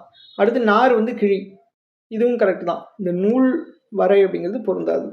அடுத்து வாக்கிய அமைப்பினை கண்டறிதல். தீங்கின்றி நாடெல்லாம் திங்கள் மும்மாறி பெய்தது அந்த காலம் எவ்வகை வாக்கியம் என சுட்டுக. இது வந்து திருப்பாவையில் ஆண்டாள் வந்து பாடியிருப்பாங்க இந்த சென்டென்ஸை. இதில் வந்து ஆண்டாள் என்ன சொல்லுவாங்க அப்படின்னா, நாராயணனை வேண்டி, சரிங்களா, நாராயணனை வேண்டி பாவை நோன்பு வந்து நம்ம எல்லாருமே அந்த காலத்தில் வந்து வச்சுருந்தாங்க. அதனால் நாடு முழுசா மாதம், அதாவது இந்த திங்கள் அப்படின்னா மாதம், ஒரு மாதத்தை வந்து குறிக்கும். அந்த மாதம் 3 முறை வந்து பெய்தது எல்லாமே அந்த காலம் அப்படின்னு. அந்த காலம்னு என்ன அர்த்தம், அந்த நோன்பு இருந்த காலம் அப்படின்னு வந்து சொல்கிறாங்க. இது வந்து எவ்வகை வாக்கியம்னு கேட்குறாங்க. இது ஒரு செய்தி வாக்கியம். சரிங்களா, அடுத்து 93வது கேள்வி. வாகீசர் என்று அழைக்கப்படும் சான்றோர் யார் அப்படின்னு கேட்குறாங்க. திருநாவுக்கரசர். சரிங்களா, வாகீசர், அப்பர், இது எல்லாமே வந்து திருநாவுக்கரசர் தான் சொல்லுவாங்க. அடுத்து நெடுந்தொகை என்று அழைக்கப்படும் நூல் வந்து எதுன்னு கேட்குறாங்க. அகநானூறு. அடுத்து வாக்கியங்களை கவனி. கூற்று காரணம் பாருங்க. கூற்று அனைவரும் தாய்மொழியை போற்றுக. காரணம் விழைவு, வேண்டுதல், வாழ்த்தல், வைதல் ஆகியவற்றுள் ஒன்றை தெரிவிக்கும் வாக்கியம் வியங்கோள் வாக்கியம் அப்படின்னு சொல்றாங்க. ரெண்டுமே வந்து கரெக்டு தான். சரிங்களா, கூற்று என்ன கொடுத்துருக்காங்க, அனைவரும் தாய்மொழியை போற்றுக அப்படின்ட்டு இருக்கு. போற்றுகன்னு என்ன அர்த்தம், வேண்டுறாங்க. சரிங்களா, எல்லாருமே தாய்மொழியை போற்றுங்க அப்படின்னு சொல்லிட்டு. அப்போ விழைவு, வேண்டுதல், வாழ்த்தல், வைதல், இது எல்லாமே சரிங்களா ஆகியவற்றில் ஒன்றை தெரிவிக்கும், ஏதாச்சும் ஒன்று தெரிவிச்சிச்சு அப்படின்னா அதுதான் வந்து வியங்கோள் வாக்கியம் அப்படின்னு சொல்லுவாங்க. சரிங்களா, நம்ம என்ன படித்தோமா, இயல்ல முடிஞ்சிச்சுன்னா வியங்கோள், வினை, முற்று அப்படின்னு சொல்லிட்டு இங்கே வாக்கியம்னு கொடுத்துருக்காங்க. அவ்வளோதான், அதே கான்செப்ட் தான். ஆனால் இங்கே டீட்டெயிலாக விழைவு, வேண்டுதல், வாழ்த்துதல், அப்புறம் வைதல் அப்படின்னு கொடுத்துருக்காங்க. சரியா, அப்போ ஆர் ரெண்டும் சரி. ஆர் என்பது ஏவுக்கான சரியான விளக்கம். சரிங்களா, சி ஆப்ஷன். அடுத்து 96வது கேள்வி பாருங்க. பெயர் சொல்லின் வகை அறிக. கேண்மை, கேண்மை அப்படின்னா நட்பை வந்து குறிக்கும். சரிங்களா, அப்போது நட்பு இதெல்லாம் பேஸ் பண்ணி வந்துச்சு அப்படின்னா பண்பு பெயர். பண்பு பெயர் எங்கே இருக்குன்னு பாருங்க, எங்கேயும் இல்லை. அப்போ நம்ம என்ன பண்ணக்கூடாது, அப்படியே வந்துடக்கூடாது. பண்புனா பண்பு பெயரோட இன்னொரு நேம் தான் என்னது, குணப்பெயர் அப்படின்னு சொல்லுவாங்க. அடுத்து பொறுத்துக்க பாருங்க. ஷெல்லாக் அப்படின்னா அரக்கு அப்படின்னு அர்த்தம். சரிங்களா, அதுக்கடுத்து ஷெல்ஃபிஷ் அப்படின்னா கிழிஞ்சல் உயிரி அப்படின்னு அர்த்தம். அடுத்து ஷெல்வ் அப்படின்னா தள்ளிப்போடு அப்படின்னு அர்த்தம். அதுக்கடுத்து ஷெல் அப்படின்னா மேல் ஓடு அப்படின்னு அர்த்தம். 2143 இதெல்லாம் கொஞ்சம் வித்தியாசமாக இருக்கும், பார்த்துக்கோங்க. அடுத்து ஃபோர்ஃபெண்ட் என்ற ஆங்கில சொல்லுக்கு கீழ்காணும் விடைகளில் எது தவறானது அப்படின்னு கேட்குறாங்க. சரிங்களா, இது ஒரு சில கொஸ்டின்லாம் நான் வந்து எது தவறானதுன்னு கேட்டிருப்பாங்க, நான் சரியானதெல்லாம் குறித்தேன். சரிங்களா, நான் அதில் குறிப்பிட்டிருப்பேன். அந்த ஒரு கொஸ்டினில் மட்டும் கொஞ்சம் பார்த்துக்கோங்க. சரிங்களா, அது வந்து இந்த மாதிரி வந்துச்சு அப்படின்னா கவனக்குறைவு ஏற்படும். அதனால் முழுசாக வந்து படிங்க. ஓகேவா, ஃபோர்ஃபெண்ட் அப்படிங்கிற ஆங்கில சொல்லுக்கு கீழே வந்து விடை வந்து கொடுத்துருக்காங்க. அதில் எது வந்து தவறு அப்படின்னு சொல்லி கேட்குறாங்க. இதில் வந்து இந்த ஒன்று சேர் அப்படிங்கிறது தவறு. மீதியில் அந்த தவிர், விளக்கு, வேறு பக்கமாக திரும்பு, இதை நீங்கள் படிச்சிங்கனாலே தெரியும். இந்த ஃபோர்ஃபெண்டுக்கு நீங்கள் அதனோட இந்த ஃபோர்ஃபெண்டோட எக்ஸாக்ட் மீனிங் தெரியலனாலும் கூட தவறானது எதுன்னு கேட்குறான் அப்படின்னா ஒன்று மட்டும்தான் அதில் தவறானதாக இருக்கும். மீதி மூணுமே ஒரே மாதிரியே இருக்கும் பாருங்க. தவிர்க்கிறது, விளக்கு அப்படின்னா அதை விளக்குறது, அதாவது இது ரெண்டுமே ஒரே மீனிங் தான். அதுக்கடுத்து வேறு பக்கமாக திரும்புறது, அதாவது திசை திருப்புற மாதிரி. ஓகேவா, அது 99வது கேள்வி. பொருத்தமில்லா சொல்லை தேர்வு செய். இதில் பாருங்க, பொருத்தமில்லாது எது அப்படின்னு, இதுதான். இந்த கைட்டிஃப் அப்படிங்கிறது இணங்கச்சை அப்படின்னு கொடுத்துருக்காங்க. சிறைபிடிக்கப்பட்ட அப்படின்னு வரும். கஜோல் அப்படின்னா மருட்டி இசைவு அப்படின்னு வரும். அடுத்து கஜோல்மெண்ட் அப்படின்னா மருட்டி வசைப்படுத்துதல் அப்படிங்கிறது வரும். கஜோல்ரி அப்படிங்கிறது பசப்புதல். சரியா, அடுத்து பொருந்தாத இணையை கண்டறிக. இதில் பொருந்தாத பாருங்க, பெர்சான்ஸ் அப்படின்னா அநேகமாக, கரெக்டு. அடுத்து பெர்ஃபாரேட்டர் அப்படிங்கிறது துளை இடுபவர், கரெக்டு. பெர்ஃபார்ம் அப்படின்னா துளை அப்படின்னு சொல்லி கொடுத்துருக்காங்க, இது தப்பு. சரியா, பெர்ஃபார்ம் அப்படின்னா ஏதாவது நிகழ்த்துறது. சரிங்களா, அடுத்து பர்ஃபெக்ட் அப்படின்னா முழு நிறைவு, இது வந்து கரெக்டு தான். சரிங்களா, அவ்வளோதான். தேர்வு 6ஓட எக்ஸ்பிளனேஷன் அப்படிங்கிறது முடிஞ்சு. அடுத்து நம்ம தேர்வு 7ல் பார்ப்போம். நன்றி.